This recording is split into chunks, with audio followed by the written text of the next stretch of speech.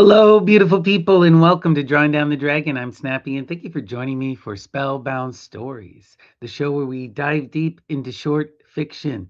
And today we're going to be checking out this amazing short story by Arthur Machen called The Great God Pan.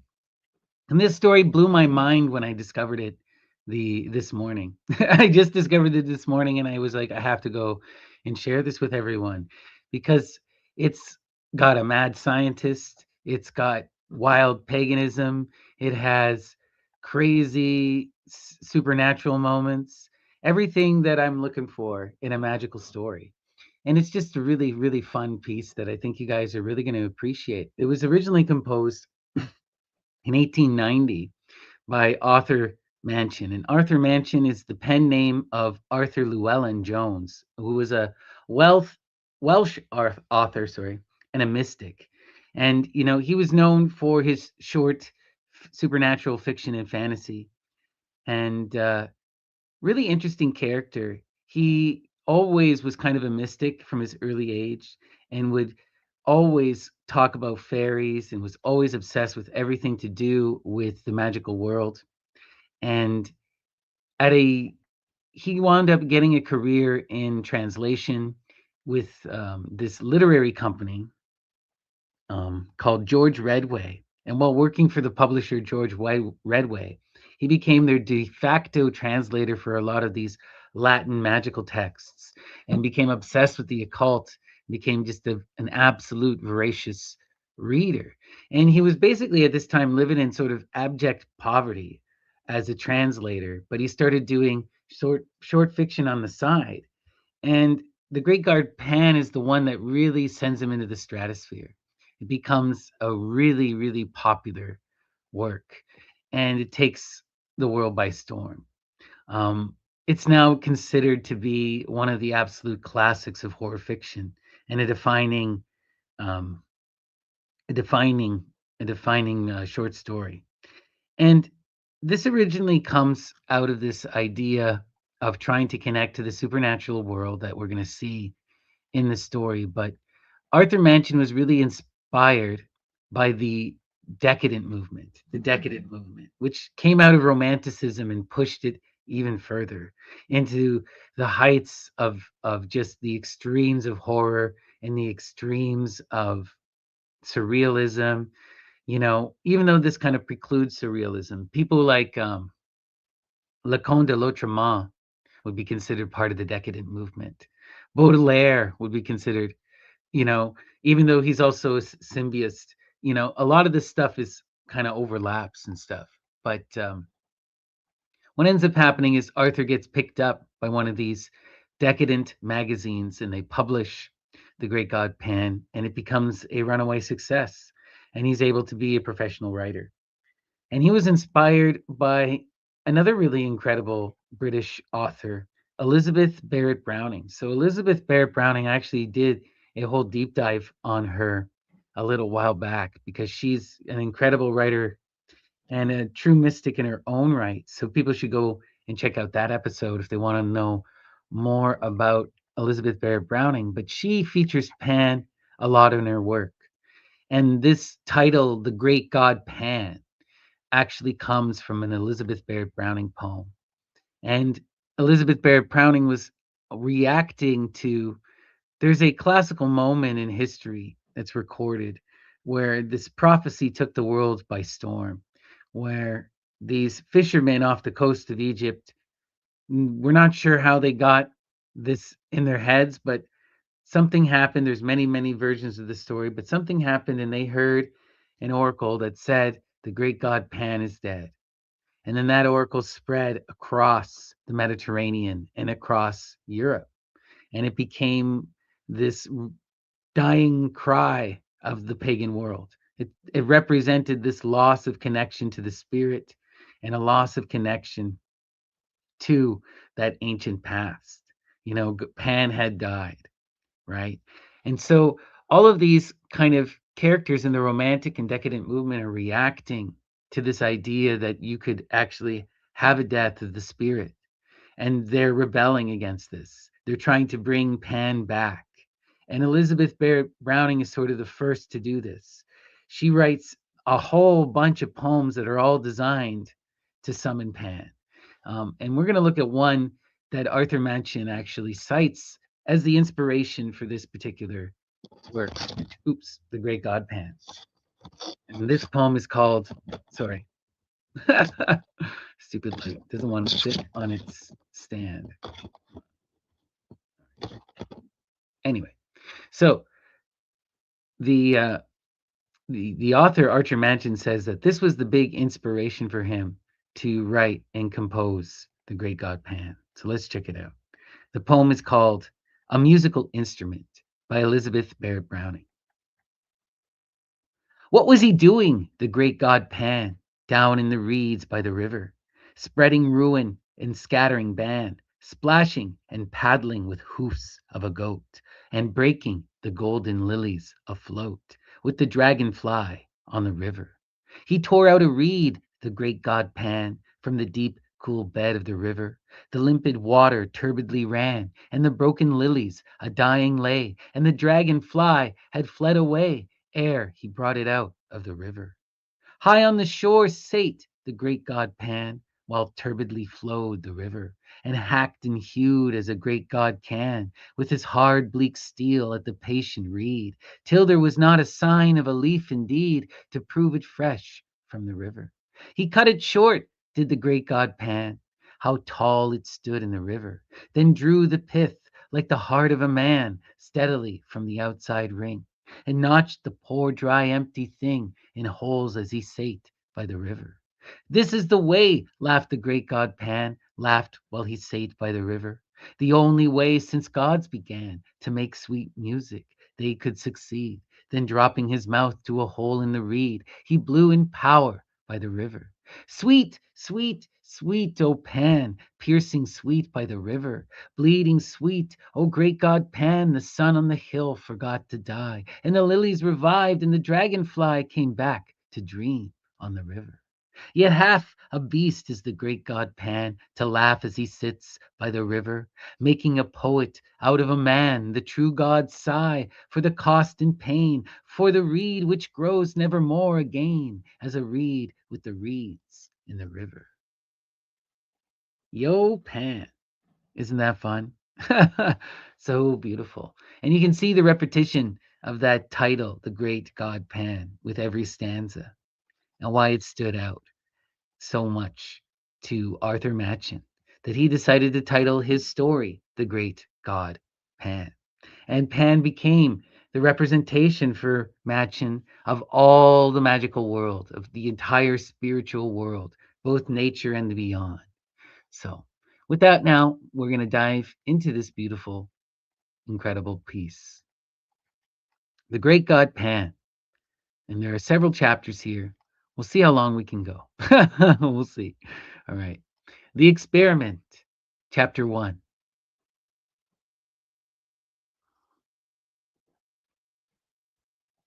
I'm glad you came, Clark. Very glad indeed. I was not sure you could spare the time. I was able to make arrangements for a few days. Things are not very lively just now. But have you no misgivings, Raymond? Is it absolutely safe? The two men were slowly pacing the terrace in front of Dr. Raymond's house. The sun still hung above the western mountain line, but it shone with a dull red glow that cast no shadows, and all the air was quiet. A sweet breath came from the great wood on the hillside above, and with it, at intervals, the soft murmuring call of the wild doves. Below, in the long, lovely valley, the river wound in and out between the lonely hills, and as the sun hovered and vanished into the west, a faint mist, pure white, began to rise from the hills. Dr. Raymond turned sharply to his friend. Safe? Of course it is. In itself, the operation is a perfectly simple one. Any surgeon could do it. And there is no danger at any other stage. None. Absolutely no physical danger whatsoever. I give you my word. You are always timid, Clark. Always. But you know my history. I have devoted myself to transcendental medicine for the last 20 years. I have heard myself called quack and charlatan and impostor, but all the while I knew I was on the right path. 5 years ago, I reached the goal, and since then, every day has been a preparation for what we shall do tonight. I should like to believe it is all true. Clark knit his brows and looked doubtfully at Dr. Raymond. Are you perfectly sure, Raymond, that your theory is not a phantasmagoria, a splendid vision, certainly, but a mere vision after all? Dr. Raymond stopped in his walk and turned sharply. He was a middle aged man, gaunt and thin, of a pale yellow complexion. But as he answered Clark and faced him, there was a flush on his cheek. Look about you, Clark. You see the mountain and hill following after hill, as wave on wave. You see the woods and orchard, the fields and ripe corn, and the meadows reaching to the reed beds by the river. You see me standing here beside you and hear my voice. But I tell you that all these things, yes, from that star that has just shone out in the sky to the solid ground beneath our feet, I say that all these are but dreams and shadows, the shadows that hide the real world from our eyes. There is a real world, but it is beyond this glamour and this vision, beyond these chases and auras, dreams and a career, beyond them all as beyond a veil. I do not know whether any human being has ever lifted that veil, but I do know, Clark, that you and I shall see it lifted this very night from before another's eyes. You may think this all strange nonsense. It may be strange, but it is true. And the ancients knew what lifting the veil means. They called it seeing the god Pan. Clark shivered. The white mist gathering over the river was chilly. It is wonderful indeed, he said. We are standing on the brink of a strange world, Raymond. If what you say is true, I suppose the knife is absolutely necessary. Yes, a slight lesion in the gray matter, that is all, a trifling rearrangement of certain cells, a microscopical alteration that would escape the attention of 99 brain specialists out of 100. I don't want to bother you with shop, Clark. I might give you a mass of technical detail, which would sound very imposing and would leave you as enlightened as you are now. But I suppose you have read casually in an out of the way corner of your paper that immense strides have been made recently in the physiology of the brain. I saw a paragraph the other day about Digby's theory and Brown's Faber's discoveries, theories and discoveries. Where they are standing now, I stood 15 years ago, and I need not tell you that I have not been standing still for the last 15 years. It will be enough if I say that 5 years ago I made the discovery that I alluded to when I said that 10 years ago I reached the goal. After years of labor, after years of toiling and groping in the dark, after days and nights of disappointments and sometimes of despair, in which I used now and then to tremble and grow cold with the thought that perhaps there were others seeking for what I sought. At last, after so long, a pang of sudden joy thrilled my soul, and I knew the long journey was at an end by what seemed then and still seems a chance, the suggestion of a moment's idle thought, followed up upon familiar lines and paths that I had tracked 100 times already. The great truth burst upon me, and I saw mapped out in the lines of sight a whole world, a sphere unknown, continents and islands and great oceans in which no ship has sailed, to my belief, since a man first lifted up his eyes and beheld the sun and the stars of heaven and the quiet earth beneath. You will think this all high flown language, Clark, but it is hard to be literal. And yet, I do not know whether what I am hinting at cannot be set forth in plain and lonely terms. For instance, this world of ours is pretty well girded now with the telepath wires and cables, thought, with something less than the speed of thought, flashes from sunrise to sunset, from north to south, across the floods and the desert places. Suppose that an electrician of today were suddenly to perceive that he and his friends have merely been playing with pebbles and mistaking them for the foundations of the world. Suppose that such a man saw uttermost space lie open before the current, and words of men flash forth to the sun, and beyond the sun into systems beyond, and the voice of articulate speaking men echo in the waste void that bounds our thought. As analogies go, that is pretty good analogy of what I have done. You can understand now a little of what I felt as I stood here one evening. It was a summer evening, and the valley looked much as it does now. I stood here and saw before me the unutterable, the unthinkable gulf that yawns profound between two worlds, the world of matter and the world of spirit. I saw the great empty deep stretched dim before me, and in that instant a bridge of light leapt from the earth to the unknown shore, and the abyss was spanned. You may look in Brown Faber's book if you like, and you will find that to the present day men of science are unable to account for the presence or to specify the functions of a certain group of nerve cells in the brain. That group is, as it were, land to let, a mere waste place for fanciful theories. I am not in the position of Brown Faber and the specialists. I am perfectly instructed as to the possible functions of those nerve centers in the scheme of things. With a touch, I can bring them into play. With a touch, I say, I can set the current. With a touch, I can complete the communication between this world of sense, and we shall be able to finish the sentence later on. Yes, the knife is Yes, the knife is necessary, but think what that knife will effect. It will level utterly the solid wall of sense, and probably for the first time since man was made, a spirit will gaze on a spirit world. Clark, Mary will see the god Pan. But you remember what you wrote to me? I thought it would be requisite that she. He whispered the rest into the doctor's ear. Not at all, not at all. That is nonsense, I assure you. Indeed, it is better as it is. I am quite certain of that. Consider the matter well, Raymond. It's a great responsibility. Something might go wrong. You would be a miserable man for the rest of your days. No, I think not. Even if the worst happened, as you know, I rescued Mary from the gutter and from almost certain starvation when she was a child. I think her life is mine to use as I see fit. Come, it's getting late. We had better go in. Dr. Raymond led the way into the house, through the hall, and down a long, dark passage. He took a key from his pocket and opened a heavy door, and motioned Clark into his laboratory.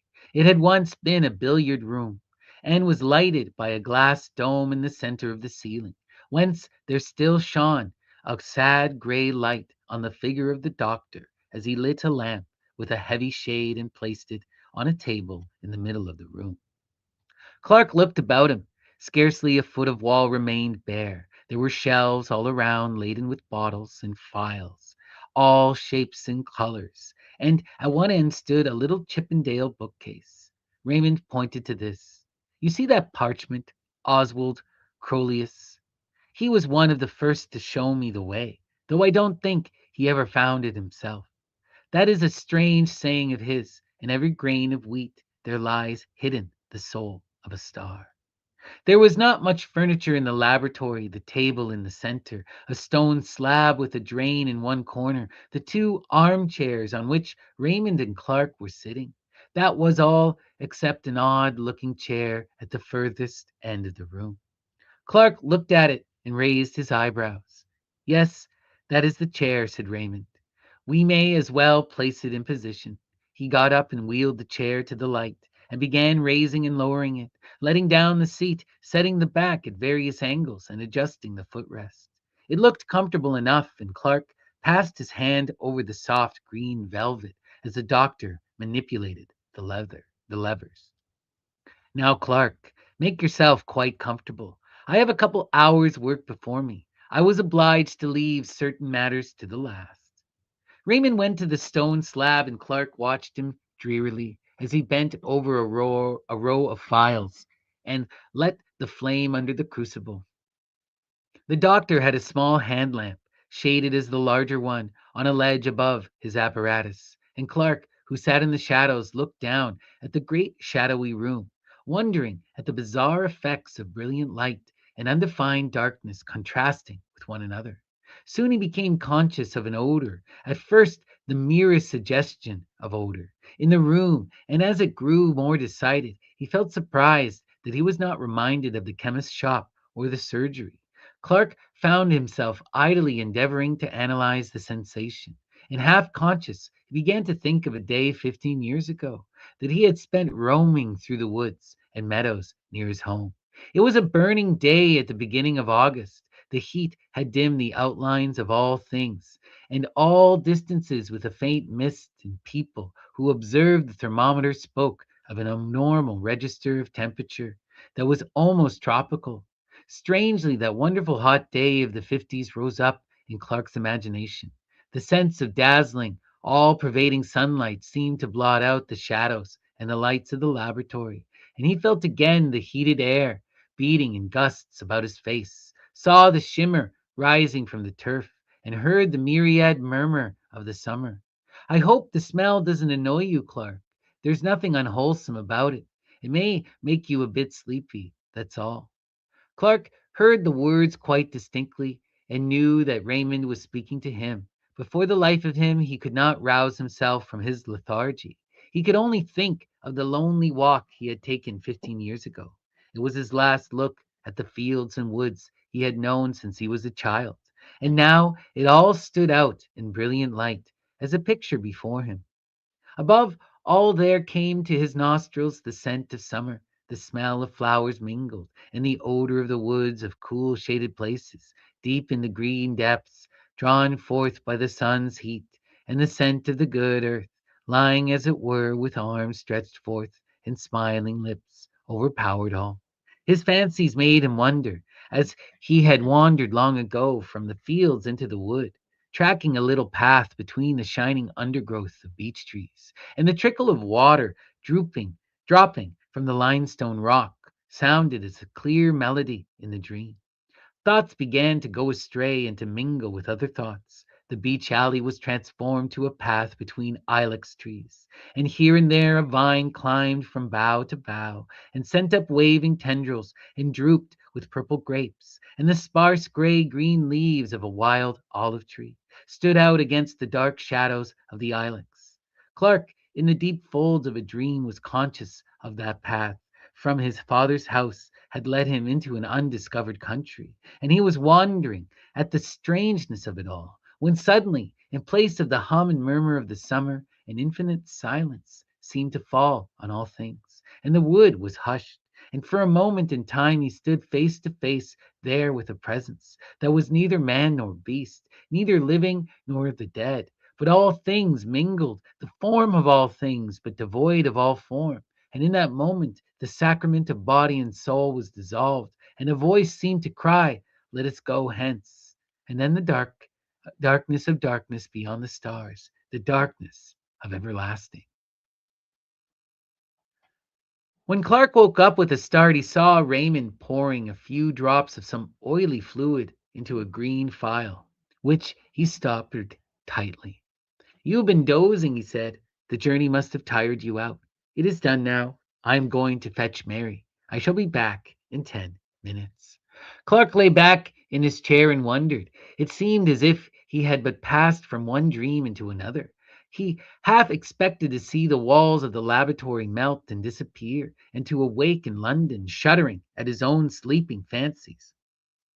But at last the door opened, and the doctor returned, and behind him came a girl of about 17, dressed in all white. She was so beautiful that Clark did not wonder at what the doctor had written to him. She was blushing now over face and neck and arms, but Raymond seemed unmoved. "Mary," he said, "the time has come. You are quite free. Are you willing to trust yourself to me entirely?" "Yes, dear." "Do you hear that, Clark? You are my witness. Here is the chair, Mary. It is quite easy. Just sit in it and lean back. Are you ready?" "Yes, dear, quite ready. Give me a kiss before you begin." The doctor stooped and kissed her mouth kindly enough. "Now shut your eyes," he said. The girl closed her eyelids as if she were tired and longed for sleep, and Raymond placed the green phial to her nostrils. Her face grew white, whiter than her dress. She struggled faintly, and then, with the feeling of submission strong within her, crossed her arms upon her breast as a little child about to say her prayers. The bright light of the lamp fell full upon her, and Clark watched changes fleeting over her face as the changes of the hills when the summer clouds float across the sun. And then she lay all white and still, and the doctor turned up one of her eyelids. She was quite unconscious. Raymond pressed hard on one of the levers, and the chair instantly sank back. Clark saw him cutting away a circle like a tonsure from her hair, and the lamp was moved nearer. Raymond took a small glittering instrument from a little case, and Clark turned away shudderingly.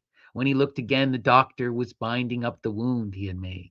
She will awake in 5 minutes. Raymond was still perfectly cool. There is nothing more to be done. We can only wait. The minutes passed slowly. They could hear a slow, heavy ticking. There was an old clock in the passage. Clark felt sick and faint.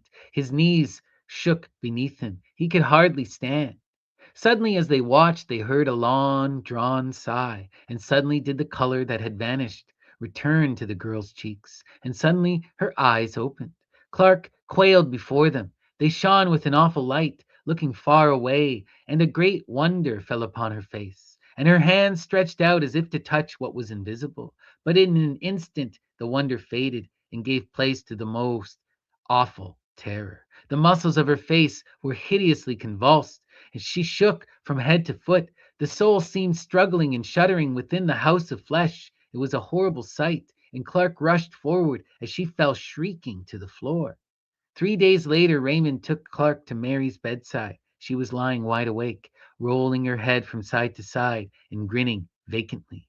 Yes, said the doctor, still quite cool. It is a great pity. She is a hopeless idiot. However, it could not be helped, and after all, she has seen the great god Pan. Oh, terrifying. Holy crap. Okay, let's continue. We're dealing with an evil mad doctor for sure. Okay. Mr. Clark's memoirs. Mr. Clark, the gentleman chosen by Dr. Raymond to witness the strange experiment of the god Pan, was a person in whose character caution and curiosity were oddly mingled. In his sober moments, he thought of the unusual and eccentric with undisguised aversion, and yet deep in his heart there was a wide eyed inquisitiveness with respect to all the more recondite and esoteric elements in the nature of men. The latter tendency had prevailed when he accepted Raymond's invitation, for though his considered judgment had always repudiated the doctor's theories as the wildest nonsense, yet he secretly hugged a belief in fantasy, and would have rejoiced to see that belief confirmed. The horrors that he witnessed in the dreary laboratory were to a certain extent salutary. He was conscious of being involved in an affair not altogether reputable, and for many years afterwards he clung bravely to the commonplace and rejected all occasions of occult investigation. Indeed, on some homeopathic principle, he for some time attended the seances of distinguished mediums, hoping that the clumsy tricks of these gentlemen would make him altogether disgusted with mysticism of every kind. But the remedy, though caustic, was not efficacious. Clark knew that he still pined for the unseen, and little by little the old passion began to reassert itself, as the face of Mary, shuddering and convulsed with an unknown terror, faded slowly from his memory. Occupied all day in pursuits both serious and lucrative, the temptation to relax in the evening was too great, especially in the winter months, when the fire cast a warm glow over his snug bachelor apartment, and a bottle of some choice claret stood ready by his elbow. His dinner digested, he would make a brief pretense of reading the evening paper, but the mere catalogue of news soon palled upon him, and Clark would find himself casting glances of warm desire in the direction of an old Japanese bureau, which stood at a pleasant distance from the hearth. Like a boy before a jam closet, for a few minutes he would hover indecisive, but lust always prevailed, and Clark ended by drawing up his chair, lighting a candle, and sitting down before the bureau.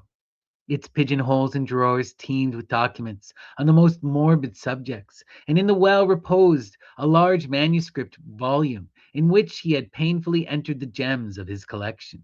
Clark had a fine contempt for published literature. The most ghostly story ceased to interest him if it happened to be printed. His sole pleasure was in the reading, compiling, and rearranging what he called his memoirs to prove the existence of the devil. And engaged in this pursuit, the evening seemed to fly and the night appeared too short. On one particular evening, an ugly December night, black with fog and raw with frost, Clark hurried over his dinner and scarcely dined to observe his customary ritual of taking up the paper and laying it down again. He paced 2 or 3 times up and down the room and opened the bureau, stood still a moment and sat down. He leant back, absorbed in one of those dreams to which he was subject, and at length drew out his book and opened it at the last entry. There were 3 or 4 pages densely covered with Clark's round, set penmanship, and at the beginning he had written in a somewhat larger hand: "Singular narrative told me by a friend, Dr. Phillips. He assures me that all the facts related therein are strictly and wholly true, but refuses to give either the surnames of the persons concerned or the place where these extraordinary events occurred." Mr. Clark began to read over the account for the 10th time, glancing now and then at the pencil notes he had made when it was told him by his friend. It was one of his humors to pride himself on a certain literary ability. He thought well of his style and took pains in arranging the circumstances in dramatic order. He read the following story. The persons concerned in this statement are Helen V., who, if she is still alive, must now be a woman of 23. Rachel M., since deceased, who is a year younger than the above, and Trevor W., an imbecile, aged 18. These persons were at the period of the story inhabitants of a village on the border of Wales, a place of some importance in the time of the Roman occupation, but now a scattered hamlet of not more than 500 souls. It is situated on a rising ground about 6 miles from the sea and is sheltered by a large and picturesque forest.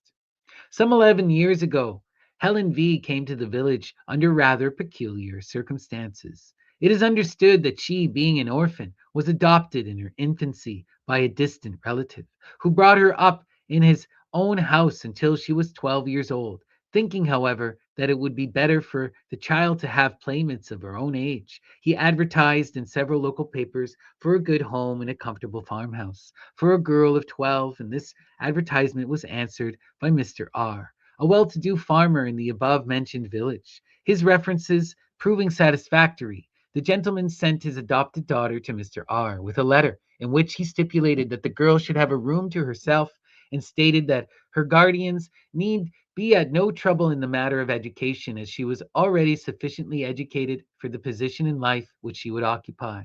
In fact, Mr. R. was given to understand that the girl be allowed to find her own occupations and to spend her time almost as she liked. Mr. R. duly met her at the nearest station, a town several miles away from his house, and seems to have remarked nothing extraordinary about the child, except that she was reticent as to her former life and her adopted father. She was, however, of a very different type from the inhabitants of the village. Her skin was a pale, clear olive, and her features were strongly marked, and of a somewhat foreign character. She appears to have settled down easily enough into farmhouse life and became a favorite with the children, who sometimes went with her on her rambles in the forest, for this was her amusement. Mr. R. states that he has known her to go out by herself directly after their early breakfast and not return till after dusk, and that feeling uneasy at a young girl being out alone for so many hours, he communicated with her adopted father, who replied in a brief note that Helen must do as she chose. In the winter, when the forest paths are impassable, she spent most of her time in her bedroom, where she slept alone, according to the instructions of her relative. It was on one of these expeditions to the forest that the first of the singular incidents with which this girl is connected occurred, the date being about a year after her arrival at the village. The preceding winter had been remarkably severe, the snow drifting to a great depth and the frost continuing for an unexampled period, and the summer following was as noteworthy for its extreme heat. On one of the very hottest days in the summer, Helen V. left the farmhouse for one of her long rambles in the forest, taking with her as usual some bread and meat for lunch. She was seen by some men in the fields making for the old Roman road, a green causeway which traverses the highest part of the wood, and they were astonished to observe that the girl had taken off her hat, though the heat of the sun was already tropical. As it happened, a laborer, Joseph W. by name, was working in the forest near the Roman road, and at 12 o'clock his little son Trevor brought the man his dinner of bread and cheese. After the meal, the boy, who was about 7 years old at the time, left his father at work and, as he said, went to look for flowers in the wood. And the man, who could hear him shouting with delight at his discoveries, felt no uneasiness. Suddenly, however, he was horrified at hearing the most dreadful screams, evidently the result of great terror, proceeding from the direction in which his son had gone, and he hastily threw down his tools and ran to see what had happened. Tracing his path by the sound, he met the little boy, who was running headlong and was evidently terribly frightened. And on questioning him, the man elicited that after picking a posy of flowers, he felt tired and lay down on the grass and fell asleep. He was suddenly awakened, as he stated, by a peculiar noise, a sort of singing he called it, and on peeping through the branches, he saw Helen V. playing on the grass with a strange naked man, who he seemed unable to describe more fully. He said he felt dreadfully frightened and ran away crying for his father. Joseph W. proceeded in the direction indicated by his son and found Helen V. sitting on the grass in the middle of a glade or open space left by charcoal burners. He angrily charged her with frightening his little boy, but she entirely denied the accusation and laughed at the child's story of a strange man, to which he himself did not attach much credence. Joseph W. came to the conclusion that the boy had woke up with a sudden fright, as children sometimes do. But Trevor persisted in his story and continued in such evident distress that at last his father took him home, hoping that his mother would be able to soothe him. For many weeks, however, the boy gave his parents much anxiety. He became nervous and strange in his manner, refusing to leave the cottage by himself and constantly alarming the household by waking in the night with cries of, "The man in the wood! Father! Father!"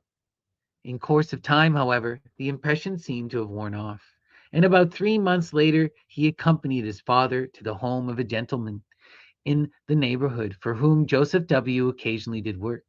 The man was shown into the study, and the little boy was left sitting in the hall. And a few minutes later, while the gentleman was giving W. his instructions, they were both horrified by a piercing shriek and the sound of a fall, and rushing out, they found the child lying senseless on the floor, his face contorted with terror. The doctor was immediately summoned, and after some examination, he pronounced the child to be suffering from a kind of fit, apparently produced by sudden shock.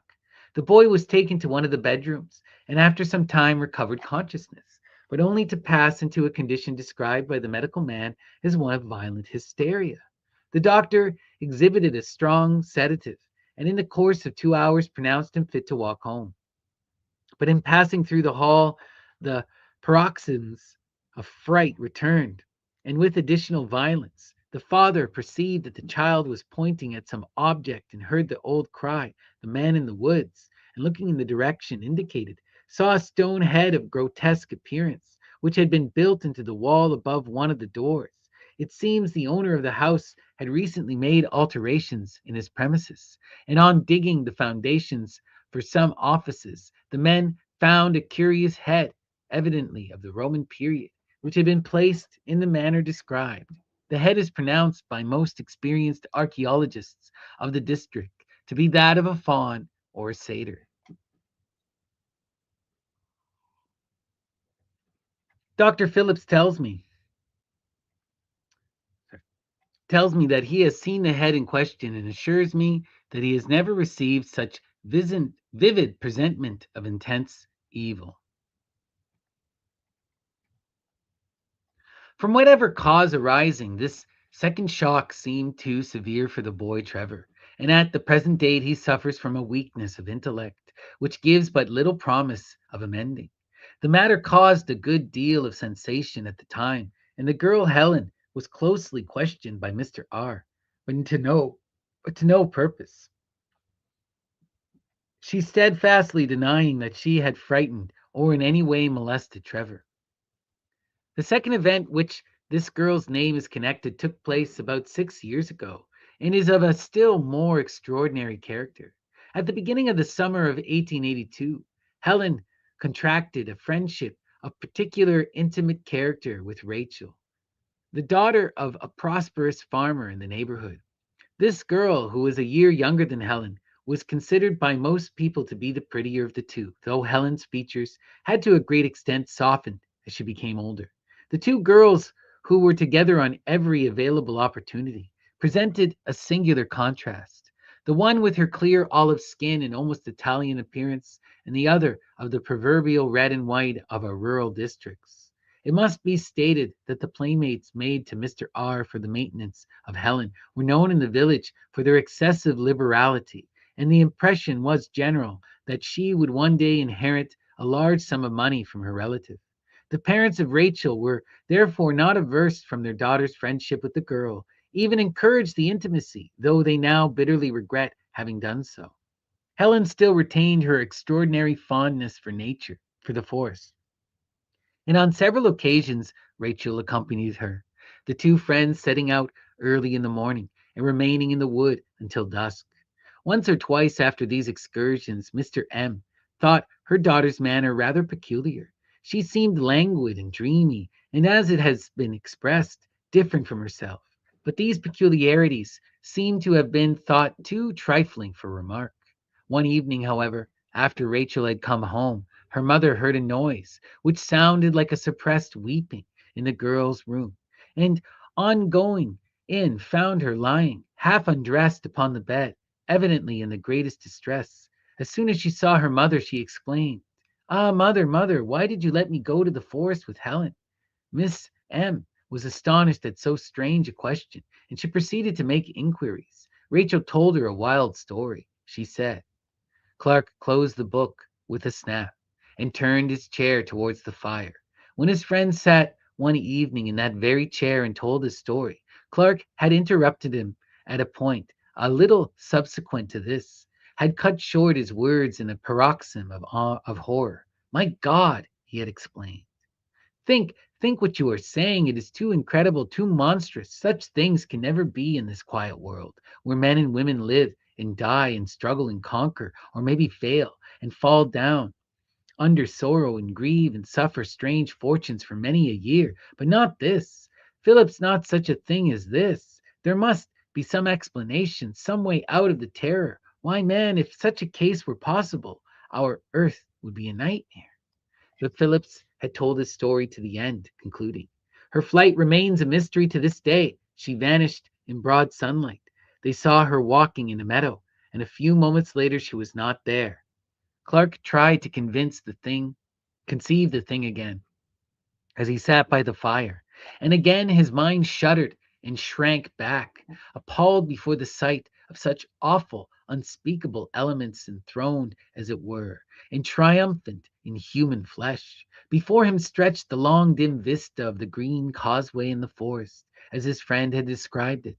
He saw the swaying leaves and the quivering shadows on the grass. He saw the sunlight and the flowers, and far away, far in the long distance, the two figures moved towards him. One was Rachel, but the other? Clark had tried his best to disbelieve it all, but at the end of the account, as he had written it in his book, he had placed the inscription, Et diabolus incarnatus est, et homo factus est. Wow. The devil incarnate. Wow. The city of resurrections. Chapter 3. Herbert! Good God! Is it possible? Yes, my name's Herbert. I think I know your face too, but I don't remember your name. My memory is very queer. Don't you recollect Villiers of Wadham? So it is so, so it is so. I beg your pardon, Villiers. I didn't think I was begging of an old college friend. Good night. My dear fellow, this haste is unnecessary. My rooms are close by, but we won't just go there just yet. Suppose we walk up Shaftesbury Avenue a little. But how in heaven's name have you come to this pass, Herbert? It's a very long story, Villiers, and a strange one too, but you can hear it if you like. Come on then, take my arm. You don't seem very strong. The ill assorted pair moved slowly up Rupert Street, the one in dirty, evil looking rags, and the other attired in the regulation uniform of a man about town, trim, glossy, and eminently well to do. Villiers had emerged from his restaurant after an excellent dinner of many courses, assisted by an ingratiating little flask of Chianti, and in that frame of mind which was with him almost chronic, had delayed a moment by the door, peering round in the dimly lighted street in search of those mysterious incidents and persons with which the streets of London teem in every quarter and every hour. Villiers prided himself as a practiced explorer of such obscure mazes and byways of London life, and in this unprofitable pursuit he displayed an assiduity which was worthy of more serious employment. Thus he stood by the lamp post, surveying the passers by with undisguised curiosity, and with that gravity known only to the systematic diner, and had just enunciated in his mind the formula: London has been called the city of encounters. It is more than that, it is the city of resurrections.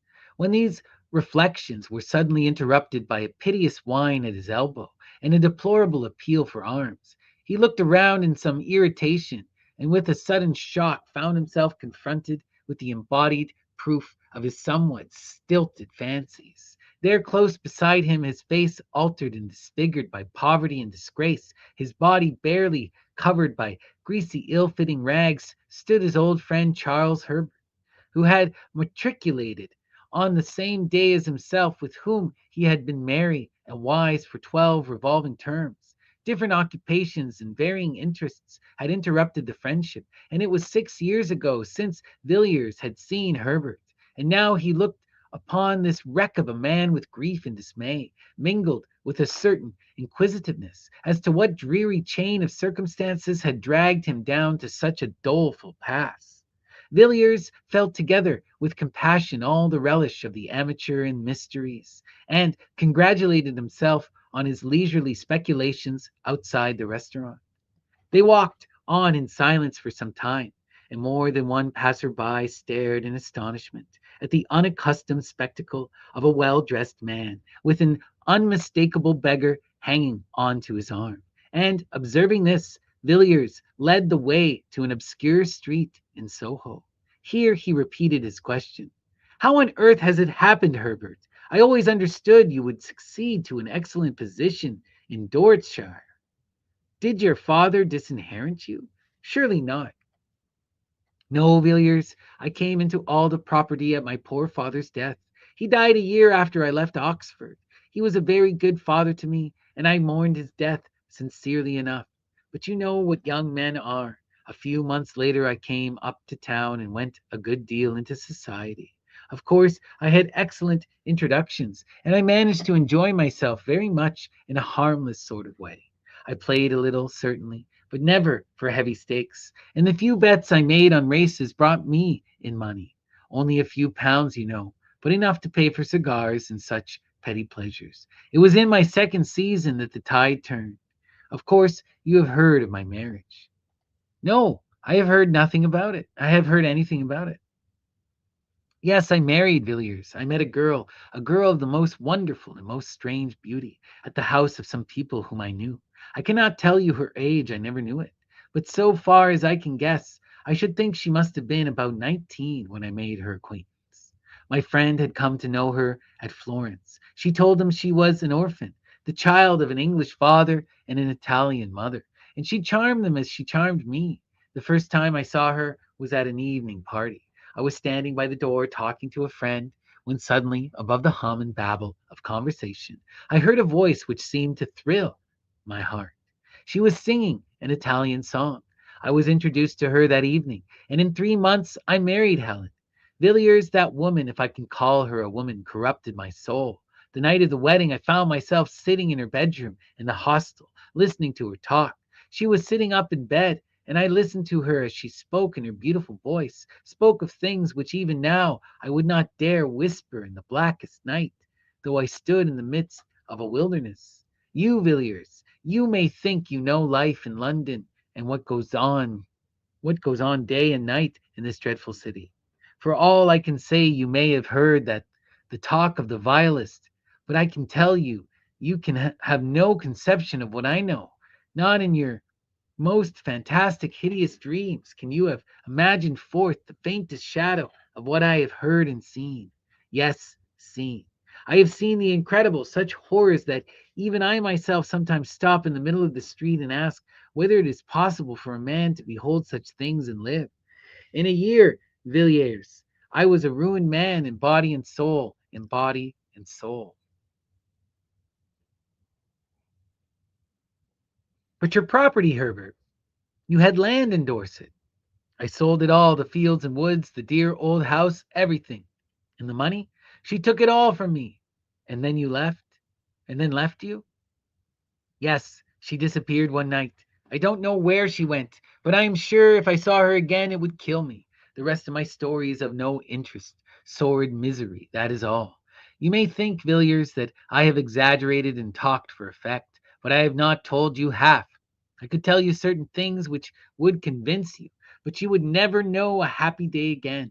You would pass the rest of your life as I passed mine, a haunted man, a man who has seen hell. Villiers took the unfortunate man to his room and gave him a meal. Herbert could eat little and scarcely touch the glass of wine set before him. He sat moody and silent by the fire and seemed relieved when Villiers sent him away with a small present of money. By the way, Herbert, said Villiers, as they parted at the door, what was your wife's name? You said Helen, I think. Helen what? The name she passed under when I met her was Helen Vaughan, but her real name was I can't say. I don't think she had a name. No, no, not in that sense. Only human beings have names, Villiers. I can't say any more. Goodbye. Yes, I will not fail to call if I see in any way in which you can help me. Good night. The man went out into the bitter night, and Villiers returned to his fireside. There was something about Herbert which shocked him inexpressibly. Not his poor rags, nor the mark of poverty had set upon his face, but rather an indefinite terror which hung about him like a mist. He had acknowledged that he himself was not devoid of blame. The woman he had avowed had corrupted him body and soul, and Villiers felt that this man, once his friend, had been an actor in scenes of evil beyond the power of words. His story needed no confirmation. He himself was the embodied proof of it. Villiers mused curiously over the story he had heard and wondered whether he had heard both the first and the last of it. No, he thought, certainly not the last, probably only the beginning. A case like this is like a nest of Chinese boxes. You open one after the other and find a quainter workmanship in every box. Most likely, poor Herbert is merely one of the outside boxes. There are stranger ones to follow.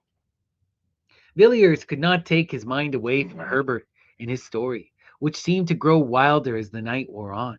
The fires seemed to burn low, and the chilly air of the morning crept into the room. Villiers got up with a glance over his shoulder, and shivering slightly, went to bed. A few days later, he saw at his club a gentleman of his acquaintance named Austin, who was famous for his intimate knowledge of London life, both in its tenebrous and luminous phases. Villiers, still full of his encounter in Soho and its consequences, thought Austin might possibly be able to shed some light on Herbert's history. And so, after some casual talk, he suddenly put the question: do you happen to know anything of a man named Herbert, Charles Herbert? Austin turned round sharply and stared at Villiers with some astonishment. Charles Herbert? Weren't you in town 3 years ago? No, then you have not heard of the Paul Street case. It caused a good deal of sensation at the time. What was the case? Well, a gentleman, a man of very good position, was found dead, stark dead, in the area of a certain house in Paul Street, off Tottenham Court Road. Of course, the police did not make the discovery. If you happen to be sitting up all night and have a light in your window, the constable will ring the bell. But if you happen to be lying dead in somebody's area, you will be left alone. In this instance, as in many others, the alarm was raised by some kind of vagabond. I don't mean a common tramp or a public house loafer, but a gentleman whose business or pleasure or both made him a spectator of the London streets at 5 o'clock in the morning. This individual was, as he said, going home. It did not appear whence or whither, and had occasion to pass through Paul Street between 4 and 5 a.m. Something or other caught his eye at number 20, he said. Absurdly enough, that the house had the most unpleasant physiognomy he had ever observed. But at any rate, he glanced down the area and was a good deal astonished to see a man lying on the stones, his limbs all huddled together, and his face turned up. Our gentleman thought his face looked peculiarly ghastly, and so set off at a run in search of the nearest policeman. The constable was at first inclined to treat the matter lightly, suspecting common drunkenness. However, he came after looking at the man's face, changed his tone quickly enough. The early bird who had picked up this fine worm was sent off for a doctor, and the policeman rang and knocked at the door till a slatternly servant girl came down looking more than half asleep. The constable pointed out the contents of the area to the maid, who screamed loudly enough to wake up the street, but she knew nothing of the man, had never seen him at the house, and so forth. Meanwhile, the original discoverer had come back with a medical man, and the next thing was to get into the area. The gate was open, so the whole quartet stumped down the steps. The doctor hardly needed a moment's examination. He said the poor fellow had been dead for several hours, and it was then the case began to get interesting. The dead man had not been robbed, and in one of his pockets were papers identifying him as, well, as a man of good family and means, a favorite in society, and nobody's enemy as far as he could be known. I don't give his name, Villiers, because it has nothing to do with the story, and because it's no good raking up these affairs about the dead when there are no relations living. The next curious point was that the medical men couldn't agree as to how he met his death. There were some slight bruises on his shoulders, but they were so slight that it looked as if he had been pushed roughly out of the kitchen door and not thrown over the railings from the street or even dragged down the steps. But there were positively no other marks of violence about him, certainly none that would account for his death. And when they came to the autopsy, there wasn't a trace of poison of any kind. Of course, the police wanted to know all about the people at number 20. And here again, so I have heard from private sources, one or two other very curious points came about. It appears that the occupants of the house were Mr. and Mrs. Charles Herbert. He was said to have been a landed proprietor, though it struck most people that Paul Street was not exactly the place to look for country gentry. As for Miss Herbert, nobody seemed to know who or what she was, and between ourselves, I fancy the divers, after her history, found themselves in rather strange waters. Of course, of course, they both denied knowing anything about the deceased, and in default of any evidence against them, they were discharged. But some very odd things came about them. Though it was between 5 and 6 in the morning when the dead man was removed, a large crowd had collected, and several of the neighbors ran to see what was going on. They were pretty free with their comments, by all accounts, and from these it appeared that November 20 was in very bad odor in Paul Street. The detectives tried to trace down these rumors to some solid foundation of fact, but could not get a hold of anything. People shook their heads and raised their eyebrows and thought the Herberts rather queer. Would would would rather not be seen going into their house and so on, but there was nothing tangible. The authorities were morally certain the man met his death in some way other than in the house and was thrown out by the kitchen door, and they couldn't prove it, but the absence of any indications of violence or poisoning left them helpless. An odd case, wasn't it?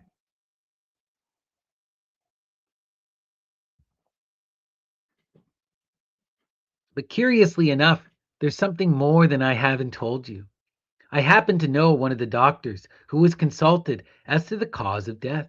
And some time after the inquest, I met him and asked him about it. Do you really mean to tell me, I said, that you were baffled by the case, that you actually don't know what the man died of? Pardon me, he replied. I know perfectly well what caused death. Blank died of fright, of sheer awful terror. I never saw features so hideously contorted in the entire course of my practice, and I have seen the faces of a whole host of the dead. The doctor was usually a cool customer enough, and a certain vehemence in his manner struck me, but I couldn't get anything more out of him. I suppose the Treasury didn't see their way to prosecuting the Herberts for frightening a man to death. At any rate, nothing was done, and the case dropped out of men's minds. Do you happen to know anything of Herbert? Well, replied Villiers, he was an old college friend of mine. You don't say so. Have you ever seen his wife? No, I haven't. I have lost sight of Herbert for many years. It's queer, isn't it? Parting with a man at the college gate or at Paddington, seeing nothing of him for years, but then finding him pop up his head in such an odd place. But I should like to have seen Miss Herbert. People said extraordinary things about her. What sort of things? Well, I hardly know how to tell you. Everyone who saw her at the police court said she was at once the most beautiful woman and the most repulsive they had ever set eyes on. I have spoken to a man who saw her, and I assure you he positively shuddered as he tried to describe the woman, but he couldn't tell why. She seems to have been a sort of enigma, and I expect if that one dead man could have told tales, he would have told some uncommonly queer ones. And there you are again in another puzzle. What could a respectable country gentleman like Mr. Blank, we'll call him that if you don't mind, what want in such a very queer house at number 20? It's altogether a very odd case, isn't it? It is indeed, Austin. An extraordinary case. I didn't think, when I asked you about my old friend, I should strike on such strange metal. Well, I must be off. Good day. Villiers went away thinking of his own conceit of the Chinese boxes. Here was quaint workmanship indeed. Chapter 4. The Discovery in Paul Street. A few months after Villiers' meeting with Herbert, Mr. Clark was sitting as usual by his after dinner hearth, resolutely guarding his fancies from wandering in the direction of the bureau. For more than a week, he had succeeded in keeping away from the memoirs. He cherished hopes of a complete self reformation, but in spite of his endeavors, he could not hush the wonder and the strange curiosity that the last case he had written down had excited within him. He had put the case, or rather the outline of it, conjecturally to a scientific friend who shook his head and thought Clark getting queer, and on this particular evening Clark was making an effort to rationalize the story when a sudden knock at the door roused him from his meditations. Mr. Villiers, to see you, sir. Dear Mr. Villiers, it is very kind of you to look me up. I have not seen you for many months. I should think nearly a year. Come in, and how are you, Villiers? Want any advice about investments? No, thanks. I fancy everything I have in that way is pretty safe. No, Clark, I have really come to consult you about a rather curious matter that has been brought under my notice of late. I am afraid you will think it all rather absurd when I tell my tale. I sometimes think so myself, and that's just why I made up my mind to come see you, as I know you're a practical man. Mr. Villiers was ignorant of the memoirs to prove the existence of the devil. Well, Villiers, I shall be happy to give you my advice to the best of my ability. What is the nature of the case? It's an extraordinary thing altogether. You know my ways. I always keep my eyes open in the streets. And in my time, I have chanced upon some queer customers and queer cases too. But this, I think, beats all. I was coming out of a restaurant one nasty winter night about 3 months ago. I had a capital dinner and a good bottle of Chianti, when I stood for a moment on the pavement thinking what a mystery there is about London streets and the companies that pass along them. A bottle of red wine encourages these fancies, Clark, and I dare say I should have thought a page of small type, but I was cut short by a beggar who had come behind me and was making the usual appeals. Of course, I looked round, and this beggar turned out to be what was left of an old friend of mine, a man named Herbert. I asked him how he had come to such a wretched pass, and he told me. We walked up and down one of those long and dark Soho streets, and there I listened to his story. He said he had married a beautiful girl, some years younger than himself. And, as he put it, she had corrupted him body and soul. He wouldn't go into details, he said. He dare not. That what he had seen and heard haunted him by night and day. And when I looked him in his face, I knew he was speaking the truth. There was something about the man that made me shiver. I don't know why, but it was there. I gave him a little money and sent him away. I assure you that when he was gone, I gasped for breath. His presence seemed to chill one's blood. Isn't this all just a little fanciful, Villiers?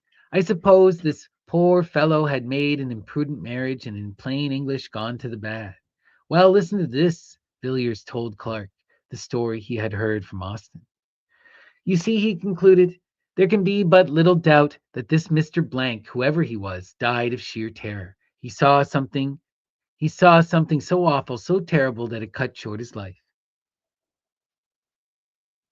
And what he saw, he most certainly saw in that house, which somehow or other had got a bad name in the neighborhood.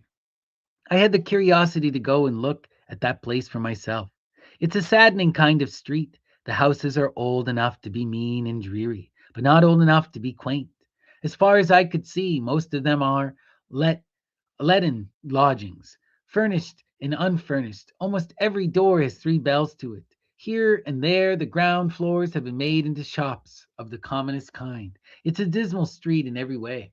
I found number 20 was to let, and I went to the agents and got the key. Of course, I should have heard nothing of the Herberts in that quarter. But I asked the man, fair and square, how long they had left the house and whether there had been other tenants in the meanwhile. He looked at me queerly for a minute and told me the Herberts had left immediately after the unpleasantness, he called it, and since then the house had been empty. Mr. Villiers paused for a moment. I have always been rather fond of going over empty houses. There's a sort of fascination about the desolate, empty rooms, with the nails picking in the walls and the dust thick upon the window sills. But I didn't enjoy going over number 20, Paul Street. I had hardly put my foot inside the passage when I noticed a queer, heavy feeling about the air of the house. Of course, all empty houses are stuffy and so forth, but this was something quite different. I can't describe it to you, but it seemed to stop the breath. I went into the front room and the back room and the kitchen downstairs. They were all dirty and dusty enough, as you would expect, but there was something strange about them all. I couldn't define it to you. I only knew I felt queer. It was one of the rooms on the first floor, though, that was the worst. It was the largest room, and once on a time the paper must have been cheerful enough, but when I saw it, paint, paper, and everything were most doleful. But the room was full of horror. I felt my teeth grinding as I put my hand on the door, and when I went in, I thought I should have fallen fainting to the floor. However, I pulled myself together and stood against the end wall, wondering what on earth there could be about the room to make my limbs tremble and my heart beat as if I were at the hour of death. In the one corner there was a pile of newspapers littered on the floor, and I began looking at them. They were papers of 3 or 4 years ago, some of them half torn, some of them crumpled, as if they had been used for packing. I turned the whole pile over, and amongst them I found a curious drawing. I will show it to you presently. But I couldn't stay in the room. I felt it was overpowering me. I was thankful to come out, safe and sound, into the open air. People stared at me as I walked along the street, and one man said I was drunk. I was staggering about from one side of the pavement to the other, and it was as much as I could do to take the key back to the agent and get home. I was in bed for a week, suffering from what my doctor called nervous shock and exhaustion. One of those days I was reading the evening paper and happened to notice a paragraph headed Starved to Death. It was the usual style of thing, a model lodging house in the Marylebone, a door locked for several days, and a dead man in his chair. When they broke in, the deceased, said the paragraph, was known as Charles Herbert, and is believed to have been once a prosperous country gentleman. His name was familiar to the public 3 years ago in connection with the mysterious death in Paul Street, Tottenham Court Road. The deceased being the tenant of the house number 20 in the area of which a gentleman of good position was found dead under circumstances not devoid of suspicion. A tragic ending, wasn't it? But after all, if what he told me were true, which am sure it was, the man's life was all a tragedy, and a tragedy of a stranger sort than they put on the boards. And that is the story, is it? Clark musingly. Yes, that is the story. Well, really, Villiers, I scarcely know what to say about it. There are no doubt circumstances in the case which seem peculiar. The finding of the dead man in the area of Herbert's house, for instance, and the extraordinary opinion of the physician as to the cause of death. But after all, it is conceivable that the facts may be explained in a straightforward manner. As to your own sensations when you went to see the house, I would suggest that they were due to a vivid imagination. You must have been brooding in a semi conscious way or over what you had heard. I don't exactly see what more can be said or done in the matter. You evidently think there is a mystery of some kind, but Herbert is dead. Where do you propose to look? I propose to look for the woman whom he married. She is a mystery. The two men sat silent by the fireside, Clark secretly congratulating himself on having successfully kept up the character of advocate of the commonplace, and Villiers wrapped in his gloomy fancies. I think I will have a cigarette, he said at last, and put his hand in his pocket to feel for the cigarette case. Ah, he said, starting slightly, I forgot I had something to show you. You remember me saying that I had found a rather curious sketch amongst the pile of old newspapers at the house in Paul Street. Here it is. Villiers drew out a small, thin parcel from his pocket. It was covered with brown paper and secured with string, and the knots were troublesome. In spite of himself, Clark felt inquisitive. He bent forward on his chair as Villiers painfully undid the string and unfolded the outer covering. Inside was a second wrapping of tissue, and Villiers took it off and handed the small piece of paper to Clark without a word. There was dead silence in the room for 5 minutes or more. The two men sat so still they could hear the ticking of the tall, old fashioned clock that stood outside in the hall. And in the mind of one of them, the slow monotony of sound woke up a far, far memory. He was looking intently at the small pen and ink sketch of the woman's head. It had evidently been drawn with great care and by a true artist, for the woman's soul looked out of the eyes and the lips were parted with a strange smile. Clark gazed still at the face. It brought to his memory one summer evening long ago. He saw again the long, lovely valley, the river winding between the hills, the meadows and the cornfields, the dull red sun, and the cold white mists rising from the water. He heard a voice speaking to him across the waves of many years and saying, Clark, Mary will see the god Pan. And then he was standing in the grim room beside the doctor, listening to the heavy ticking of the clock, waiting and watching the figure lying on the green chair beneath the lamplight. Mary rose up, and he looked into her eyes, and his heart grew cold within him. Who is this woman? He said at last. His voice was dry and hoarse. That is the woman whom Herbert married. Clark looked again at the sketch. It was not Mary after all. There certainly was Mary's face, but there was something else, something he had not seen on Mary's features when the white clad girl entered the laboratory with the doctor, nor at her terrible awakening, nor when she lay grinning on the bed. Whatever it was, the glance that came from those eyes, the smile on the full lips, or the expression of the whole face, Clark shuddered before it, at his inmost soul, and thought unconsciously of Dr. Phillips' words. The most vivid presentment of evil I have ever seen. He turned back. He turned the paper over mechanically in his hand and glanced at the back. Good God, Clark, what is the matter? You are as white as death. Villiers had started wildly from his chair as Clark fell back with a groan and let the paper drop from his hands. I don't feel very well, Villiers. I am subject to these attacks. Pour me out a little wine. Thanks, that will do. I shall feel better in a few minutes. Villiers picked up the fallen sketch and turned it over as Clark had done. You saw that, he said. That's how I identified it as being a portrait of Herbert's wife, or I should say his widow. How do you feel now? Better, thanks. It was only a passing faintness. I don't think I quite catch your meaning. What did you say enabled you to identify this picture?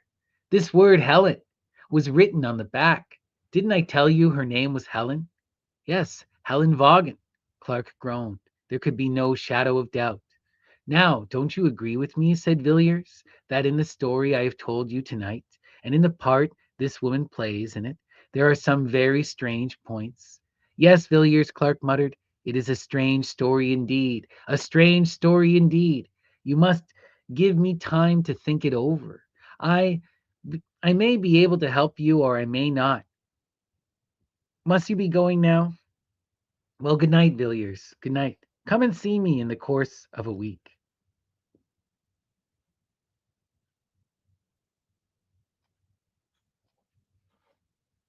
Chapter 5, The Letter of Advice.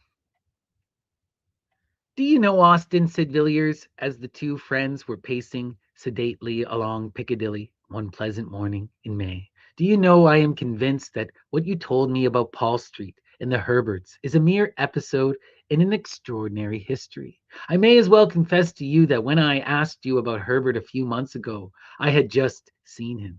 You had seen him? Where? He begged of me in the street one night.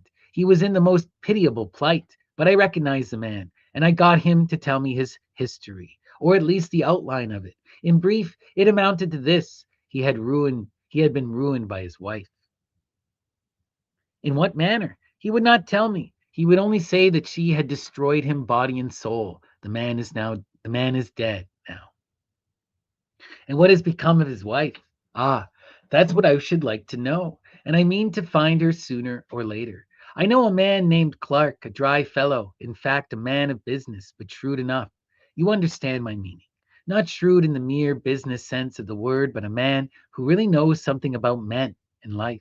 Well, I laid the case before him, and he was evidently impressed. He said it needed consideration, and asked me to come again in the course of a week. A few days later, I received this extraordinary letter.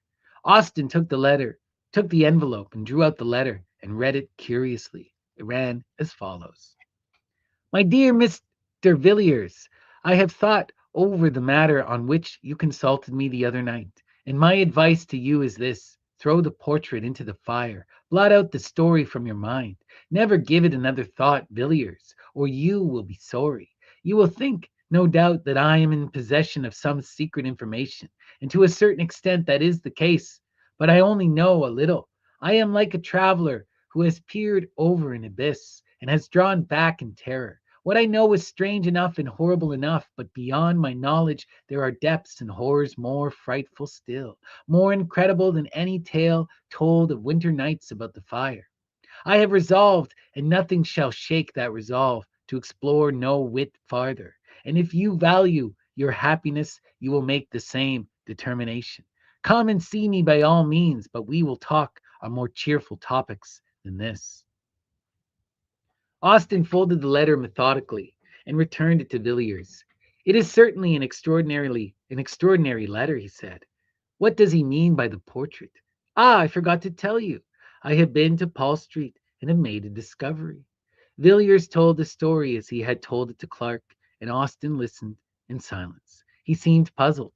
How very curious that you should experience such an unpleasant sensation in that room, he said at length. I hardly gathered that it was mere matter of the imagination, a feeling of repulsion, in short. No, it was more physical than mental. It was as if I were inhaling at every breath some deadly fume, which seemed to penetrate to every nerve and bone and sinew of my body. I felt racked from head to foot. My eyes began to grow dim. It was like the entrance of death. Yes, yes, yes. Very strange. Certainly. You see, your friend confesses that there is some very black story connected with this woman. Did you notice any particular emotion in him when you were telling your tale? Yes, I did. He became very faint, but he assured me that it was a mere passing attack to which he was subject. Did you believe him? I did at the time, but I don't know now. But I don't now. He heard what I had to say with a good deal of indifference, till I showed him the portrait.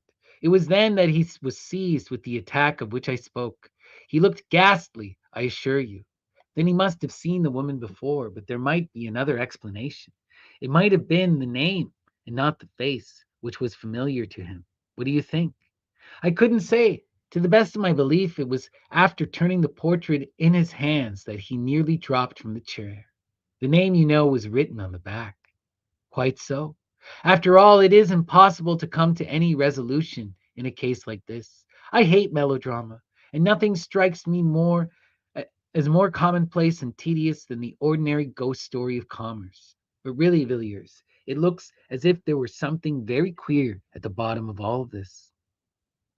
The two men had, without noticing it, turned up Ashley Street, leading north from Piccadilly. It was a long street, and rather a gloomy one, but here and there a brighter taste had illuminated the dark houses with flowers and gay curtains and a cheerful paint on the doors. Villiers glanced up as Austin stopped speaking and looked at one of these houses. Geraniums, red and white, drooped from every sill, and daffodil-colored curtains were draped back from each window. It looks cheerful, doesn't it? He said. Yes, and the inside is still more cheery. One of the pleasantest houses of the season, so I have heard. I haven't been there myself, but I've met several men who have, and they tell me it's uncommonly jovial. Whose house is it? Ah, Miss Beaumont's. And who is she? I couldn't tell you. I have heard she comes from South America, but after all, who she is of little consequence. She is a very wealthy woman. There's no doubt of that. And some of the best people have taken her up. I hear she has some wonderful claret, really marvelous wine, which must have cost a fabulous sum. Lord Lord Argentine was telling me about it. He was there last Sunday evening. He assures me he has never tasted such a wine, and Argentine, as you know, is an expert. By the way, that reminds me, she must be an oddish sort of woman, this Miss Beaumont. Argentine asked her how old the wine was, and what do you think she said? About 1,000 years, I believe. Lord Argentine thought she was chaffing him, but when he laughed, she said she was speaking quite seriously and offered to show him the jar. Of course, he couldn't say anything more after that, but it seems rather antiquated for a beverage, doesn't it? Why, here we are at my rooms. Come in, won't you? Thanks, I will. I haven't seen the curiosity shop for a while. It was a room furnished richly yet oddly, where every jar and bookcase and table, and every rug and jar and ornament seemed to be a thing apart, preserving each its own unique individuality. Anything fresh lately, said Villiers after a while. No, I think not. You saw those queer jugs, didn't you? I thought so. I don't think I have come across anything for the last few weeks. Austin glanced around the room from cupboard to cupboard, from shelf to shelf, in search of some new oddity. His eyes fell at last on an odd chest, pleasantly and quaintly carved, which stood in a dark corner of the room. Ah, he said, I was forgetting. I have got something to show you. Austin unlocked the chest, drew out a thick quarto volume, laid it on the table, and resumed the cigar he had put down. Did you know author Mayrick, the painter Villiers? A little. I met him 2 or 3 times at the house of a friend of mine. What has become of him? I haven't heard his name mentioned for some time. He's dead. You don't say so. Quite young, wasn't he? Yes, only 30 when he died. What did he die of? I don't know. He was an intimate friend of mine and a thoroughly good fellow. He used to come here and talk to me for hours, and he was one of the best talkers I have met. He could even talk about painting, and that's more than can be said of most painters. About 18 months ago, he was feeling rather overworked, and partly at my suggestion, he went off on a sort of roving expedition with no very definite end or aim about it. I believe New York was to be his first port, but I never heard from him. 3 months ago, I got this book with a very civil letter from an English doctor practicing at Buenos Aires, stating that he had attended the late Mr. Mayrick during his illness, and that the deceased had expressed an earnest wish that the enclosed packet should be sent to me after his death. That was all. And haven't you written for further particulars? I have been thinking of doing so. You would advise me to write to the doctor? Certainly. And what about the book? It was sealed up when I got it. I don't think the doctor had seen it. It is something very rare. Meyrick was a collector, perhaps? No, I think not. Hardly a collector. Now, what do you think of these Ainu jugs? They are peculiar, but I like them. But aren't you going to show me poor Meyrick's legacy? Yes, yes, to be sure. The fact is, it's rather a peculiar sort of thing, and I haven't shown it to anyone. I wouldn't say anything about it if I were you. There it is. Villiers took the book and opened it at haphazard. It isn't a printed volume, then, he said. No, it is a collection of drawings in black and white by my poor friend Meyrick. Villiers returned to the first page. It was blank. The second bore a brief inscription, which read, Silent per diem universis, nec sine horror, secretus est, lucid nocturnus ignibus chorus Egyptianum undic personator. Oh, wow. That's some wild. Let's see what this says. What does this say? Translate for me. I kind of have an idea, but we'll get a clear message here. All right. 1 second here. Do. Okay. All is silent throughout the day, nor is the solitude without its dread. It glows with fires by night. The chorus of Egyptians resounds on every side. The sound of flutes is heard, and the clashing of cymbals along the shore. The goat pans, the agipans, the goat pans, the half goat, half human companions of Pan himself, right? Wow, the agipans are a form of the Lares, right? They're these magical spirits making noise, but they hang out explicitly with Pan. So that's wild. All is silent throughout the day, nor is the solitude without its dread. It glows with fires by night. The chorus of agipans resounds on every side. The sound of flutes is heard in the clashing of cymbals along the shore. Love it. All right, we'll continue here. On the third page was a design which made Villiers start and look up at Austin. He was gazing abstractedly out of the window. Villiers turned page after page, absorbed in spite of himself, in the frightful Walpurgis night of evil, strange, monstrous evil that the dead artist had set forth in hard black and white. The fawns, the figures of fawns and satyrs and agapons danced before his eyes. The darkness of the thicket, the dance of the mountain top, the scenes by lonely shores and green vineyards, by rocks and desert places, passed before him, a world before which the human soul seemed to shrink back and shudder. Villiers whirled over the remaining pages. He had seen enough, but the picture on the last leaf caught his eye as he almost closed the book. Austin! Well, what is it? Do you know who that is? It was a woman's face, alone on the white page. No, who is it? No, of course not. I do. Who is it? It is Miss Herbert. Are you sure? I am perfectly sure of it. Poor Merrick. He is one more chapter in her history. But what do you think of the designs? They are frightful. Lock the book up again, Austin. If I were you, I would burn it. It must be a terrible companion, even though it be in a chest. Yes, they are singular drawings, but I wonder what connection there could be between Mayrick and Miss Herbert, or what link between her and these designs. Ah, who can say? It is possible that the matter may end here, and we shall never know. But in my own opinion, this Helen Vaughan or Miss Herbert is only the beginning. She will come back to London, Austin. Depend on it. She will come back, and we shall hear more about her then. I doubt it will be very pleasant news.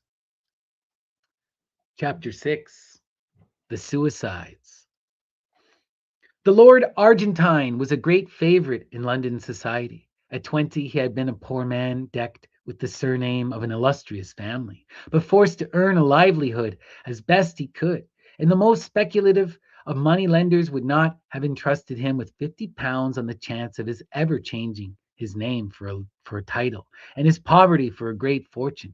His father had been near enough to the fountain of good things to secure one of the family livings, but the son, even if he had taken orders, would scarcely have obtained so much as this, and moreover felt no vocation for the ecclesiastical estate. Thus he fronted the world with no better armor than the bachelor's gown and the wits of a younger son's grandson, with which equipment he contrived in some way to make a very tolerable fight of it. At 25, Mr. Charles Abernon saw himself still a man of struggles and of warfare with the world. But out of the 7 who stood before him in the high places of his family, 3 only remained.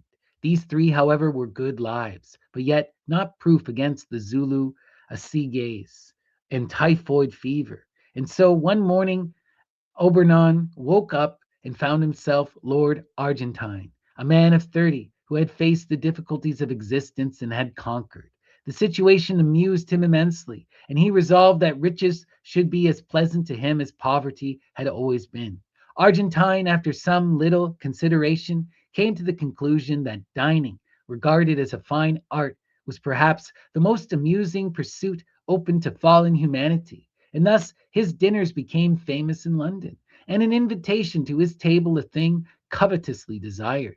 After 10 years of lordship and dinners, Argentine still declined to be jaded, still persisted in enjoying life, and by a kind of infection had become recognized as the cause of joy in others, in short, as the best of company. His sudden and tragical death, therefore, caused a wide and deep sensation. People could scarcely believe it, even though the newspaper was before their eyes, and the city and the cry of mysterious death of a nobleman came ringing up from the streets. But there stood the brief paragraph: Lord Argentine was found dead this morning by his valet under distressing circumstances. It is stated that there can be no doubt that his lordship committed suicide, though no motive can be assigned for the act. The deceased nobleman was widely known in society and much liked for his genial manner and sumptuous hospitality. He is succeeded by, etc., etc. By slow degrees, the details came to light, but the case still remained a mystery. The chief witness at the inquest was the deceased's valet, who said that the night before his death, Lord Argentine had dined with a lady of good position, whose name was suppressed in the newspaper reports. At about 11 o'clock, Lord Argentine had returned and informed his man that he should not require his services till the next morning.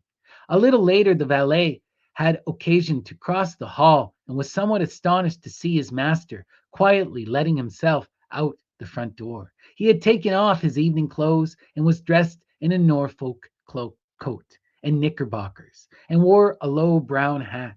The valet had no reason to suppose that Lord Argentine had seen him, and though his master rarely kept late hours, thought little of the occurrence till the next morning, when he knocked at the bedroom door at 8:45 as usual.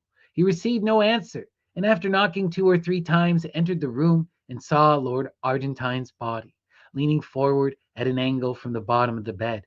He found that his master had tied a cord securely to one of the short bedposts, and after making a running noose and slipping around his neck, the unfortunate man must have resolutely fallen forward to die by slow strangulation.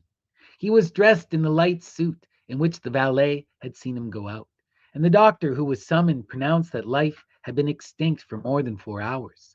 All papers, letters, and so forth seemed in perfect order, and nothing was discovered which pointed in the most remote way to any scandal, either great or small. Here the evidence ended. Nothing more could be discovered.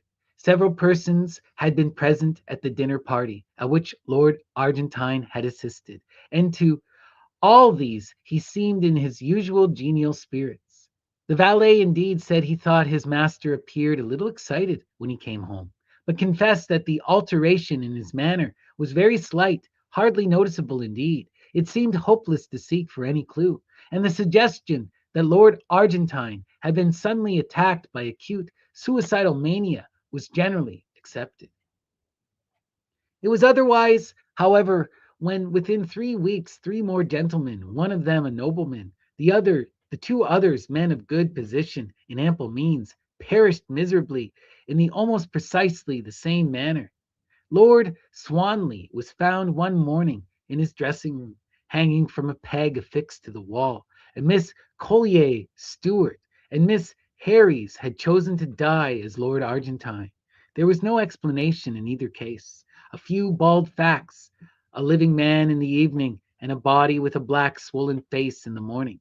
The police had been forced to confess themselves powerless to arrest or to explain the sordid murders of Whitechapel, but before the horrible suicides of Piccadilly and Mayfair they were dumbfounded.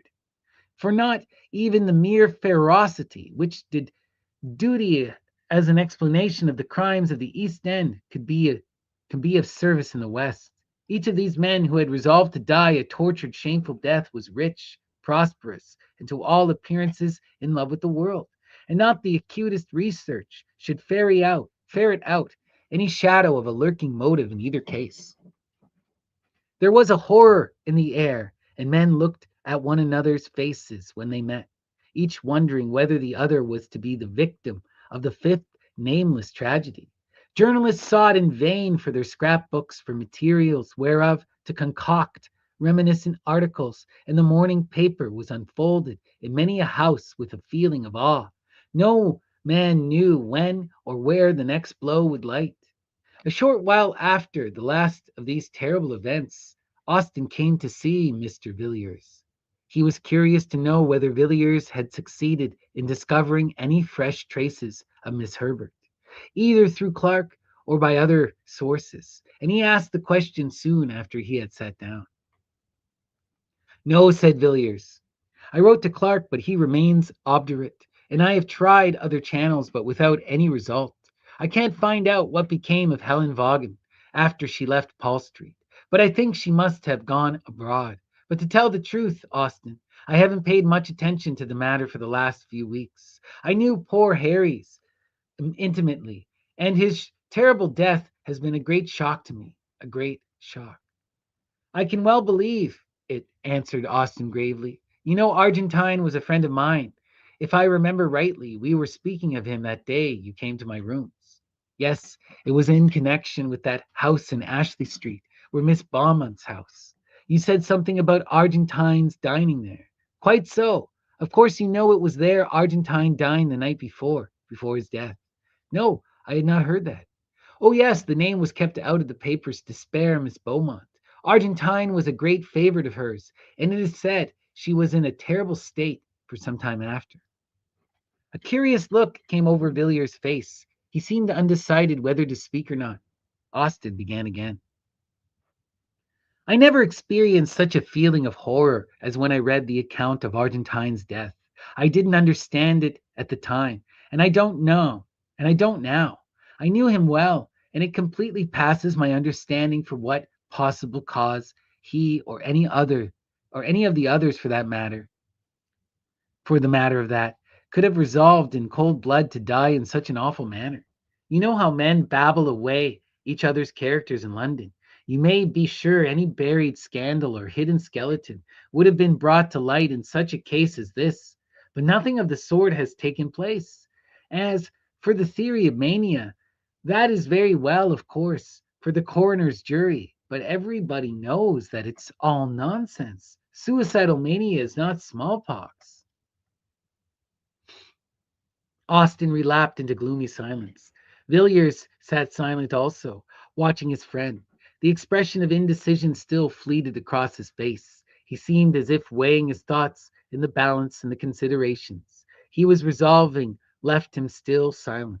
Austin tried to shake off the remembrance of tragedies, as hopeless and perplexed as the labyrinth of Daedalus, and began to talk in an indifferent voice of the more pleasant incidents and adventures of the season.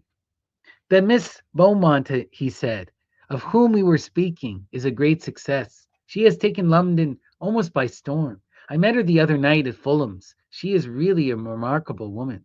You have met Miss Beaumont? Yes, she had quite a court around her.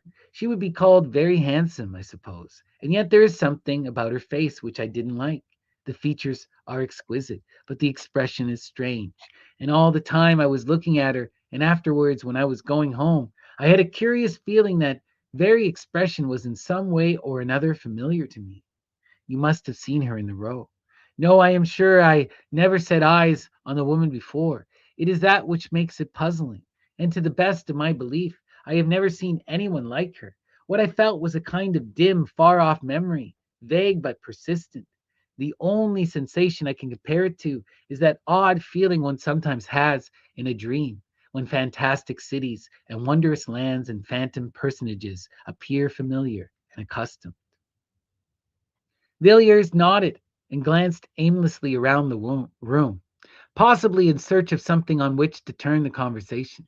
His eyes fell on an old chest somewhat like that in which the artist's strange legacy lay hid beneath a Gothic scutcheon. "Have you written to the doctor about poor Merrick?" he asked. "Yes, I wrote asking for full particulars as to his illness and death. I don't expect to have an answer for another 3 weeks or a month.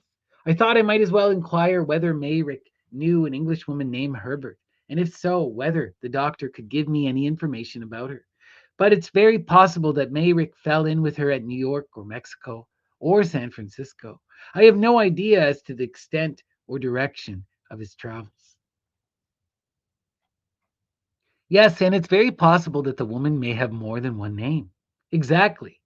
I wish I had thought of asking you to lend me the portrait of her which you possess. I might have enclosed it with my letter to Dr. Matthews. So you might. That never occurred to me. We might send it now. Hark. What are those boys calling? While the two men had been talking together, a confused noise of shouting had been gradually growing louder. The noise rose from the eastward and swelled down Piccadilly, drawing nearer and nearer, a very torrent of sound surging up streets, usually quiet, and making every window a frame for a face, curious or excited. The cries and voices came echoing up the silent street where Villiers lived, growing more distinct as they advanced, and as Villiers spoke, an answer rang up the pavement. The West End horrors, another awful suicide, full details. Austin rushed down the stairs and bought a paper and read out the paragraph to Villiers as the uproar in the street rose and fell. The window was open and the air seemed full of noise and terror. "Another gentleman has fallen a victim to the terrible epidemic of suicide, which for the last month has prevailed in the West End. Mr. Sidney Crashaw of Stoke House, Fulham, and King's Pomeroy, Devon, was found, after a prolonged search, hanging dead from the branch of a tree in his garden at 1 o'clock today. The deceased gentleman dined last night at the Carlton Club and seemed in his usual health and spirits. He left the club at about 10 o'clock and was seen walking leisurely up St. James Street a little later. Subsequent to this, his movements cannot be traced. On the discovery of the body, medical aid was at once summoned, but the life had evidently been long extinct. So far as is known, Mr. Crenshaw had no trouble or anxiety of any kind. This painful suicide, it will be remembered, is the fifth of the kind in the last month. The authorities at Scotland Yard are unable to suggest any explanation of these terrible occurrences." Austin put down the paper in mute horror. "I shall leave London tomorrow," he said. "It is a city of nightmares. How awful this is, Villiers." Mr. Villiers was sitting by the window, quietly looking out into the street. He had listened to the newspaper report attentively, and the hint of indecision was no longer on his face. "Wait a moment, Austin," he replied. "I have made up my mind to mention a little matter that occurred last night. It's stated, I think, that Crenshaw was last seen alive in St. James's Street shortly after 10. Yes, I think so. I will look again. Yes, you are quite right. Quite so. Well, I am in a position to contradict that statement at all events. Crashaw was seen after that, considerably later indeed. How do you know? Because I happened to see Crashaw myself at about 2 o'clock this morning." "You saw Crashaw? You, Villiers?" "Yes, I saw him quite distinctly indeed. There were but a few feet between us." "Where in heaven's name did you see him?" "Not far from here. I saw him in Ashley Street. He was just leaving a house." "Did you notice what house it was?" "Yes, it was Miss Beaumont's."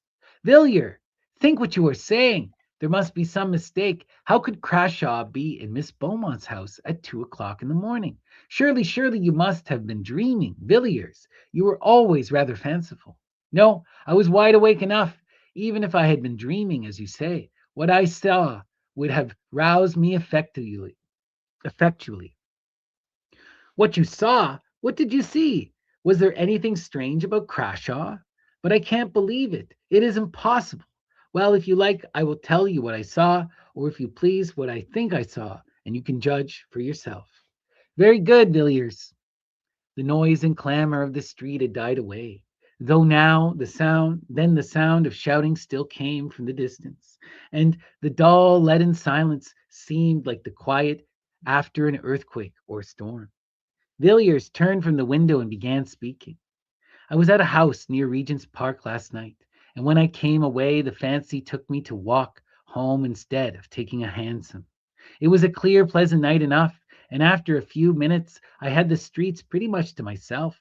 It's a curious thing, Austin, to be alone in London at night, the gas lamps stretching away in perspective, and the dead silence, and then perhaps the rush and clatter of a hansom on the stones, and the fire starting up under the horses' hoofs. I walked along pretty briskly, for I was feeling a little tired of being out in the night, and as the clocks were striking 2, I turned down Ashley Street, which you know is on my way. It was quieter than ever there, and the lamps were fewer altogether. It looked as dark and gloomy as a forest in winter. I had done about half the length of the street when I heard a door closed very softly, and naturally I looked up to see who was abroad like myself at such an hour. As it happens, there is a street lamp close to the house in question, and I saw a man standing on the step. He had just shut the door, and his face was towards me, and I recognized Crashaw directly. I never knew him to speak to, but I had seen him enough, and I am positive that I was not mistaken in my man. I looked into his face for a moment, and then I will confess the truth. I set off at a good run and kept it up till I was within my own door. Why? Why? Because it made my blood run cold to see that man's face. I could never have supposed that such an infernal medley of passions could have glared out of any human's eyes. I almost fainted as I looked. I knew I had looked into the eyes of a host soul, Austin. The man's outward form remained, but all hell was within it. Furious lust and hate that was like the fire, and the loss of all hope and horror that seemed to shriek aloud to the night. Although his teeth were shut in the utter blackness of despair, I am sure that he did not see me. He saw nothing that you or I can see. But what he saw, I hope we never shall. I do not know when he died. I supposed in an hour or perhaps 2, but when I passed down Ashley Street and heard the closing door, that man no longer belonged to this world. It was a devil's face upon I looked upon. It was a devil's face I looked upon. There was an interval of silence in the room when Villiers ceased speaking. The light was failing, and all the tumult of an hour ago was quite hushed. Austin bent his head, and at the close of the story, and his hand covered his eyes. What can it mean? Who knows? He said at length. Who knows, Austin? Who knows? It's black business, and I think we had better keep it to ourselves. For the present, at any rate, I will see if I cannot learn anything about that house through private channels of information. And if I do light upon anything, I will let you know. Okay. We're now coming up to chapter 7, guys, and I'm going to take just a short couple minute break here. Need to get myself some water so that we can continue. So, one in the meantime, sorry, I'm going to play for you some wonderful harpsichord music, and we will be back shortly. Okay. So, here we go. I'll be right back. Thank you guys. Much love. And then we'll finish up this magical story.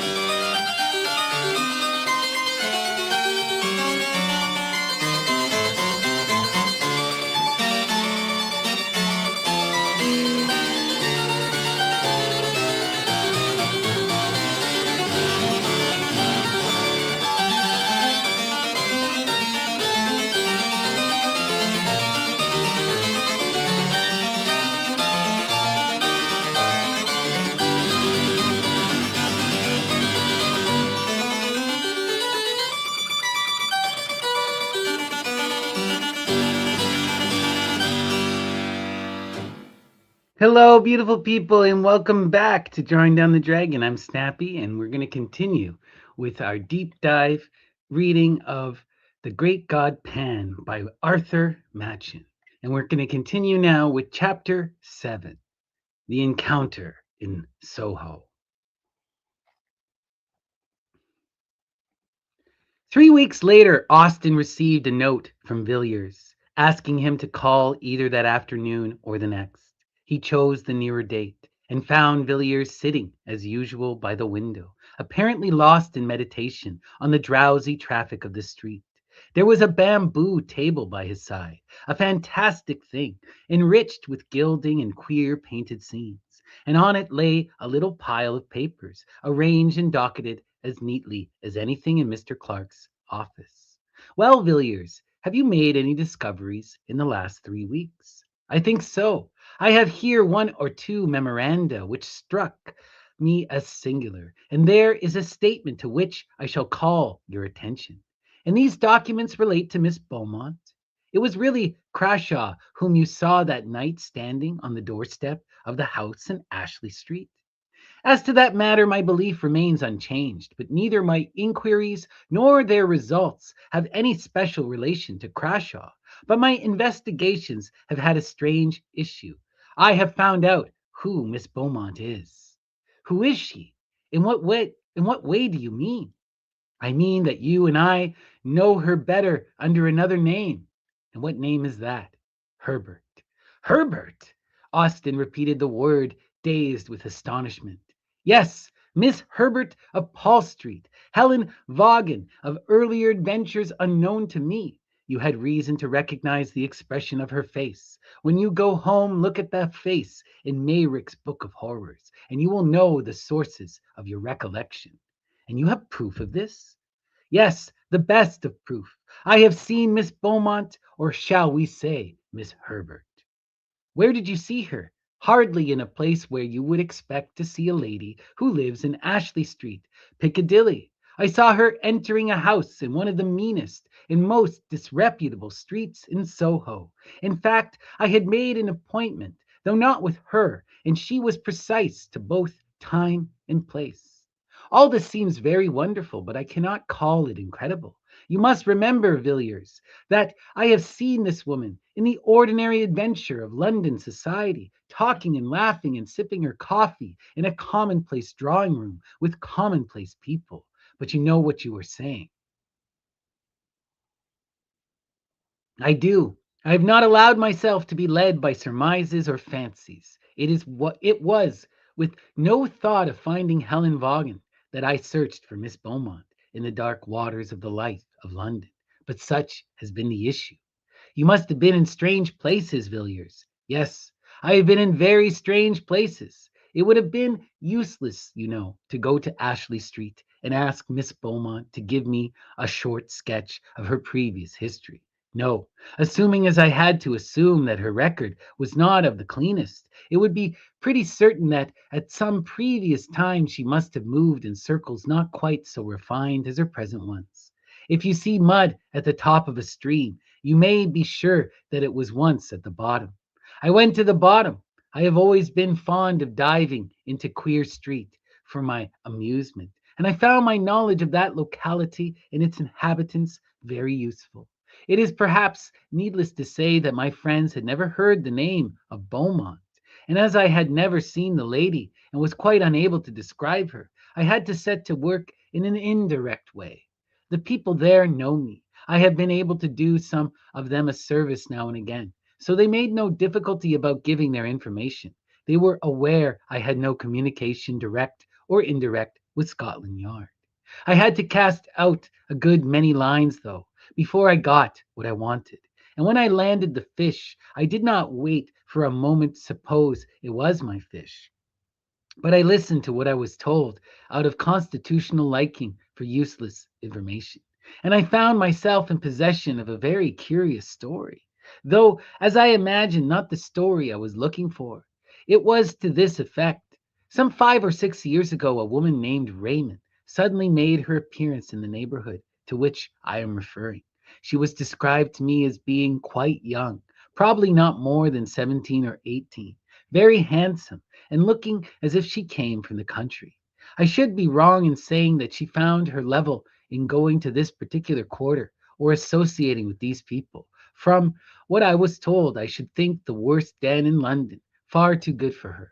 The person from whom I got my information, as you may suppose, no great Puritan, shuddered and grew sick in telling me of the nameless infamies which were laid to her charge. After living there for a year or perhaps a little more, she disappeared as suddenly as she came, and they saw nothing of her till about the time of the Paul Street case. At first she came to her old haunts occasionally, then more frequently, and finally took up her abode there as before. It remained for 6 or 8 months. It's of no use my going into detail as to the life that woman led. If you want particulars, you can look at Mayrick's legacy. Those designs were not drawn from his imagination. She again disappeared, and the people of the place saw nothing of her till a few months ago. My informant told me that she had taken some rooms in a house which he pointed out. In these rooms she was in the habit of visiting 2 or 3 times a week, and always at 10 in the morning. I was led to expect that one of these visits would be paid on a certain day about a week ago, and I accordingly managed to be on the lookout in company with my cicerone and a quarter to 10. And the hour and the lady came with equal punctuality. My friend and I were standing under an archway, a little way back from the street, but she saw us and gave me a glance that I shall be long in forgetting. That look was quite enough for me. I knew Miss Raymond to be Miss Herbert. As for Miss Beaumont, she had quite gone out of my head. She went into the house and I watched it till 4 o'clock. When she came out and then I followed her, it was a long chase, and I had to be very careful to keep a long way in the background and yet not lose sight of the woman. She took me down to the Strand and then to Westminster and then up St. James Street along Piccadilly. I felt queerish when I saw her turn up Ashley Street. The thought that Miss Herbert was Miss Beaumont came into my mind, but it seemed too impossible to be true. I waited at the corner, keeping my eye on her at all times, and I took particular care to note the house at which she stopped. It was the house with the gay curtains, the home of the flowers, the house of which Crashaw came the night he hanged himself in his garden.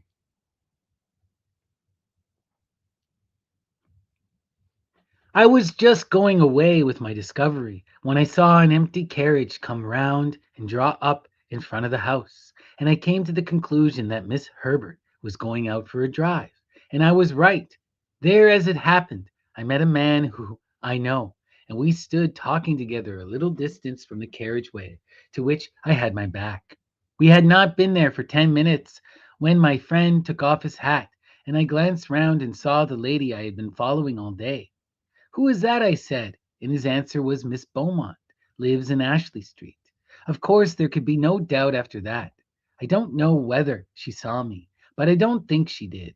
I went home at once, and on consideration I thought that I had sufficiently good case with which to go to Clark. Why to Clark? Because I am sure that Clark is in possession of facts about this woman, facts of which I know nothing. Well, what then? Mr. Villiers leaned back in his chair and looked reflectively at Austin for a moment before he answered. My idea was that Clark and I should call on Miss Beaumont. You would never go into such a house as that. No, no, Villiers, you cannot do it. Besides, consider what result. I will tell you soon. But I was going to say that my information does not end here. It has been completed in an extraordinary manner. Look at this neat little packet of manuscript. It is paginated, you see, and I have indulged in the civil coquetry of a ribbon of red tape. It has almost a legal air, hasn't it? Run your eye over it, Austin. It is an account of the entertainment Miss Beaumont provided for her choicer guests. The man who wrote this escaped with his life, but I do not think he will live many years. The doctors tell him he must have sustained some severe shock to the nerves.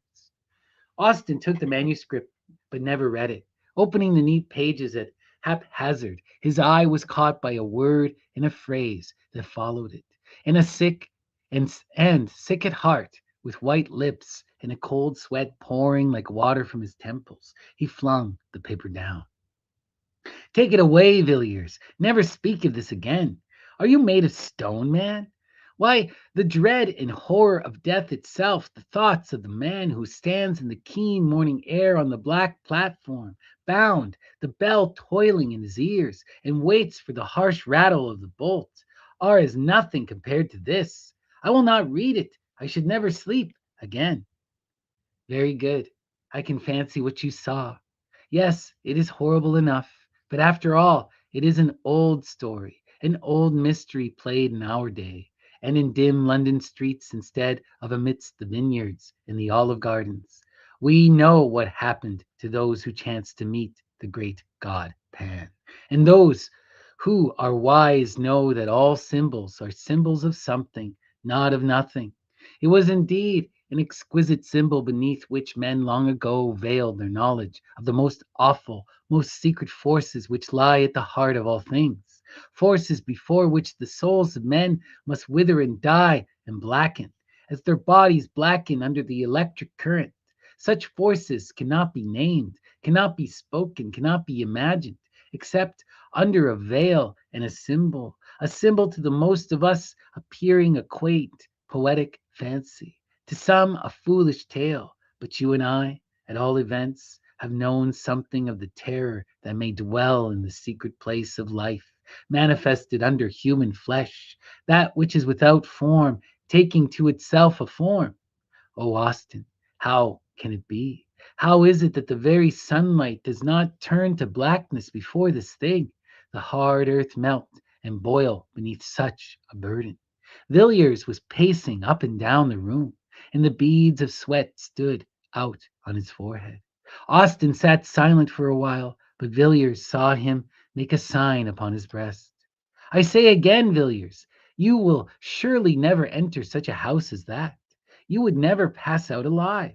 Yes, Austin, I shall go out alive. I and Clark with me. What do you mean you cannot? You would dare not. Wait a moment. The air was very pleasant and fresh this morning. There was a breeze blowing, even through this dull street, and I thought I would take a walk. Piccadilly stretched before me a clear, bright vista, and the sun flashed on the carriages and on the quivering leaves in the park.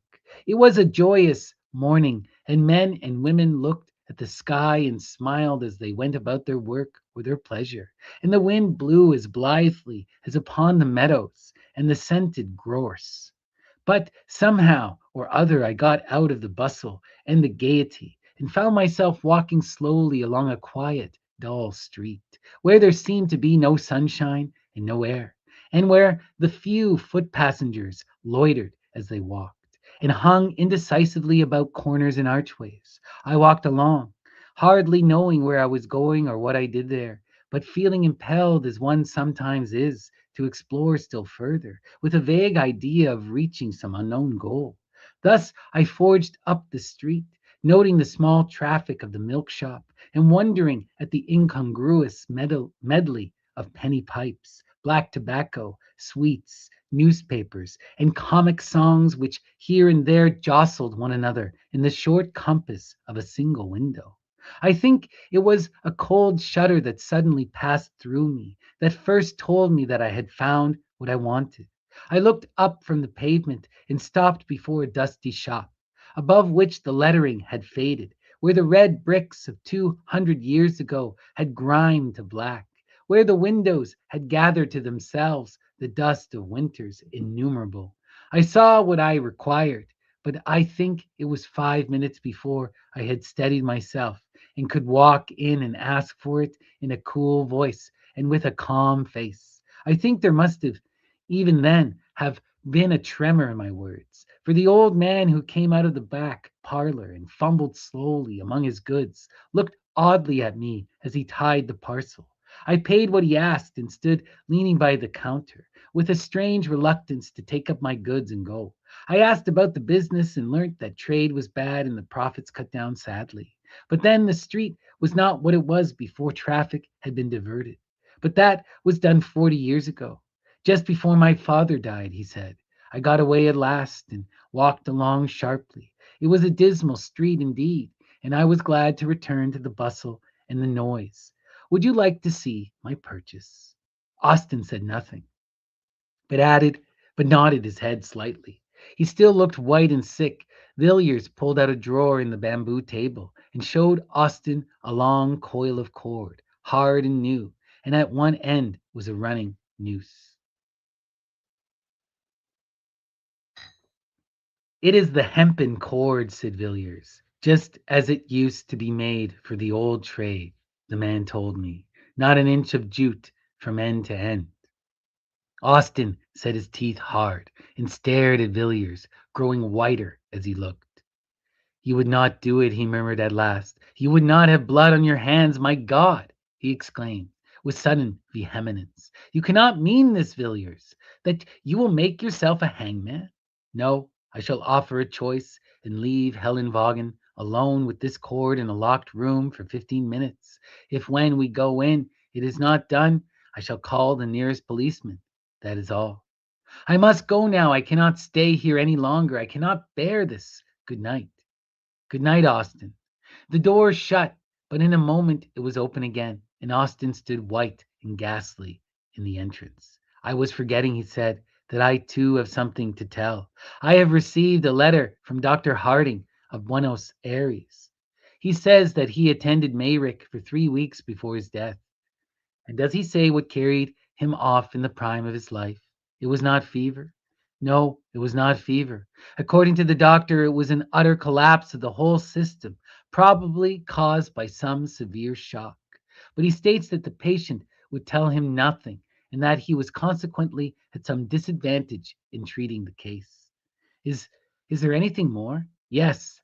Dr. Harding ends his letter by saying, I think this is all the information I can give you about your poor friend. He had not been long in Buenos Aires and knew scarcely anyone, with the exception of a person who did not bear the best of character and has since left, a Miss Vaughan. Wow. The Fragments, Chapter 8. Amongst the papers of the well-known physician Dr. Robert Matheson of Ashley Street, Piccadilly, who died suddenly of apoplectic seizure at the beginning of 1892, a leaf of manuscript paper was found, covered with pencil jottings. These notes were in Latin, much abbreviated, and had evidently been made in great haste. The MS was only deciphered with difficulty, and some words have up to the present time evaded all the efforts of the experts employed. The date XXV July 1888 is written on the right-hand corner of the MS. The following is a translation of Dr. Matheson's manuscript. Whether science would benefit by these brief notes if they could be published, I do not know, but rather doubt. But certainly I shall never take the responsibility of publishing or divulging one word of what is written here, of what is here written, not only on account of my oath given freely to those two persons who were present, but also because the details are too abominable. It is probably that, upon mature consideration, and after weighing the good and evil, I shall one day destroy this paper, or at least leave it under seal to my friend D, trusting in his discretion to use it or burn it as he may think fit. As was befitting, I did all that my knowledge suggested to make sure that I was suffering under no delusion. At first astounded, I could hardly think, but in a minute's time I was sure that my pulse was steady and regular, and that I was in my real and true senses. I then affixed my eyes quietly on what was before me. Though horror and revolting nausea rose up within me, and an odor of corruption choked my breath, I remained firm. I was then privileged or cursed. I dare not say which to see that which was on the bed, lying there black like ink, transformed before my eyes, the skin and the flesh, and the muscles and the bones, and the firm structure of the human body that I had thought to be unchangeable and permanent as adamant, began to melt and dissolve.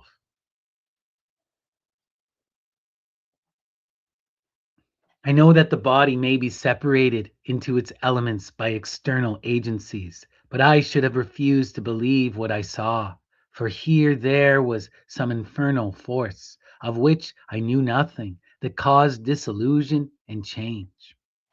Here, too, was all the work by which man had been made repeated before my eyes. I saw the form waver from sex to sex, dividing itself from itself, and then again reunited.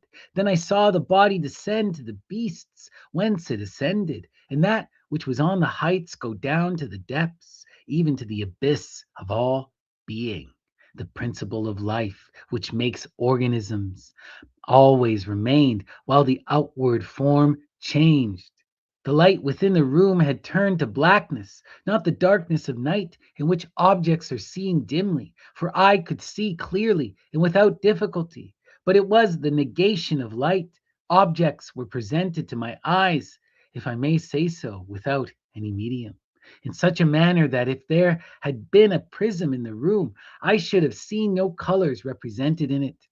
I watched. At last I saw nothing but a substance as jelly. Then the ladder was ascended again. Here the MS is illegible.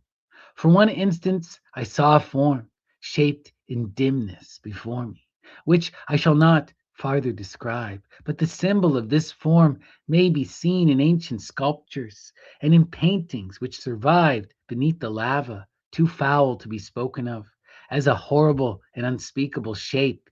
Neither man nor beast was changed into human form. There came finally death. I saw, I who saw all this, not without great horror and loathing of soul, here write my name, declaring all that I have set on this paper to be true. Robert Matheson, Doctor. Such, Raymond, is the story of what I know and what I have seen. The burden of it was too heavy for me to bear alone, and yet I could tell it to none but you. Villiers, who was with me at the last, knows nothing of that awful secret of the wood, of how what we both saw die lay upon the smooth, sweet turf amidst the summer flowers, half in sun and half in shadow, and holding the girl Rachel's hand, called and summoned those companions and shaped in solid form upon the earth we tread upon. The horror which we can but hint at, which we can only name under a figure. I would not tell Villiers of this, nor of that resemblance which struck me as with a blow upon my heart when I saw the portrait which filled the cup of terror at the end. What this can mean, I dare not guess. I know that what I saw perish was not Mary, and yet in the last agony, Mary's eyes looked into mine. Whether there can be anyone who can show the last link in this chain of awful mystery, I do not know. But if there be anyone who can do this, you, Raymond, are the man. And if you know the secret, it rests with you to tell it or not, as you please. I am writing this letter to you immediately on my getting back to town. I have been in the country for the last few days. Perhaps you may be able to guess in which part.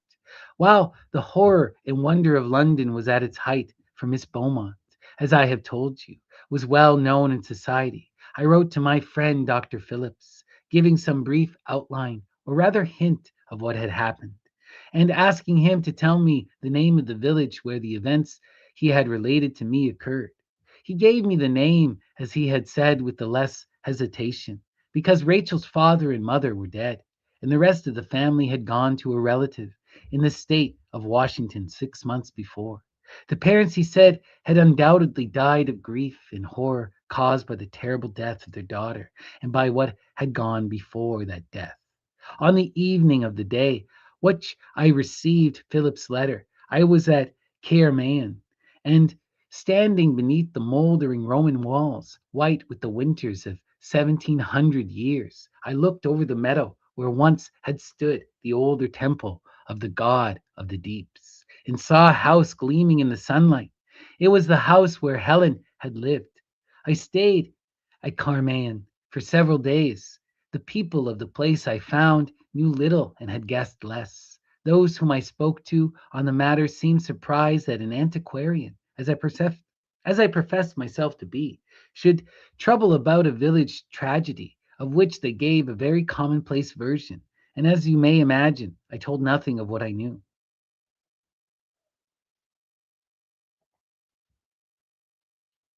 Most of my time was spent in the great wood that rises just above the village and climbs the hillside and goes down to the river in the valley. Such another long, lovely valley, Raymond, as that on which we looked one summer night, walking to and fro before your house. For many an hour I stayed through the maze of the forest, turning now to right and now to left, pacing slowly down long alleys of undergrowth, shadowy and chill, even under the midday sun, and halting beneath great oaks, lying on the short turf of a clearing, where the faint sweet scent of wild roses came to me on the wind and mixed with the heavy perfume of the elder, whose mingled odor is like the odor of the room of the dead, a vapor of incense and corruption. I stood at the edges of the wood, gazing at all the pomp and procession of the foxgloves, towering amidst the bracken and shining red in the broad sunshine, and beyond them into deep thickets of close undergrowth, where springs boil up from the rock and nourish the water weeds, dank and evil. But in all my wanderings I avoided one part of the wood. It was not till yesterday that I climbed to the summit of the hill and stood upon the ancient Roman road that threads the highest ridge of the wood.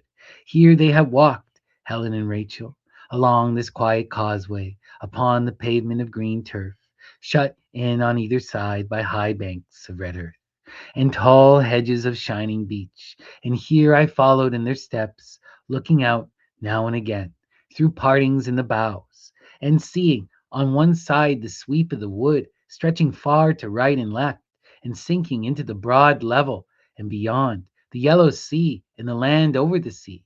On the other side was the valley and the river, and hill following hill as wave on wave, and wood and meadow and cornfield and white houses gleaming in a great wall of mountain and far blue peaks in the north. And so at last I came to the place. The track went up a gentle slope and widened out into an open space with a wall of thick undergrowth around it. And then, narrowing again, passed on into the distance and the faint blue mist of summer heat. And into this pleasant summer glade Rachel passed, a girl, and left it. Who shall say what? I did not stay there long. I did not stay long there.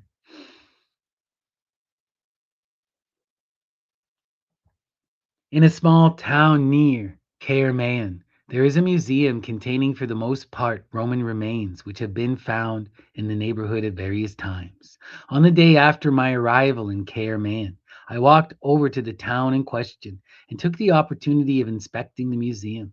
After I had seen most of the sculptured stones, the coffins, rings, coins, and fragments of tessellated pavement which the place contains, I was shown a small square pillar of white stone, which had been recently discovered in the wood of which I have been speaking.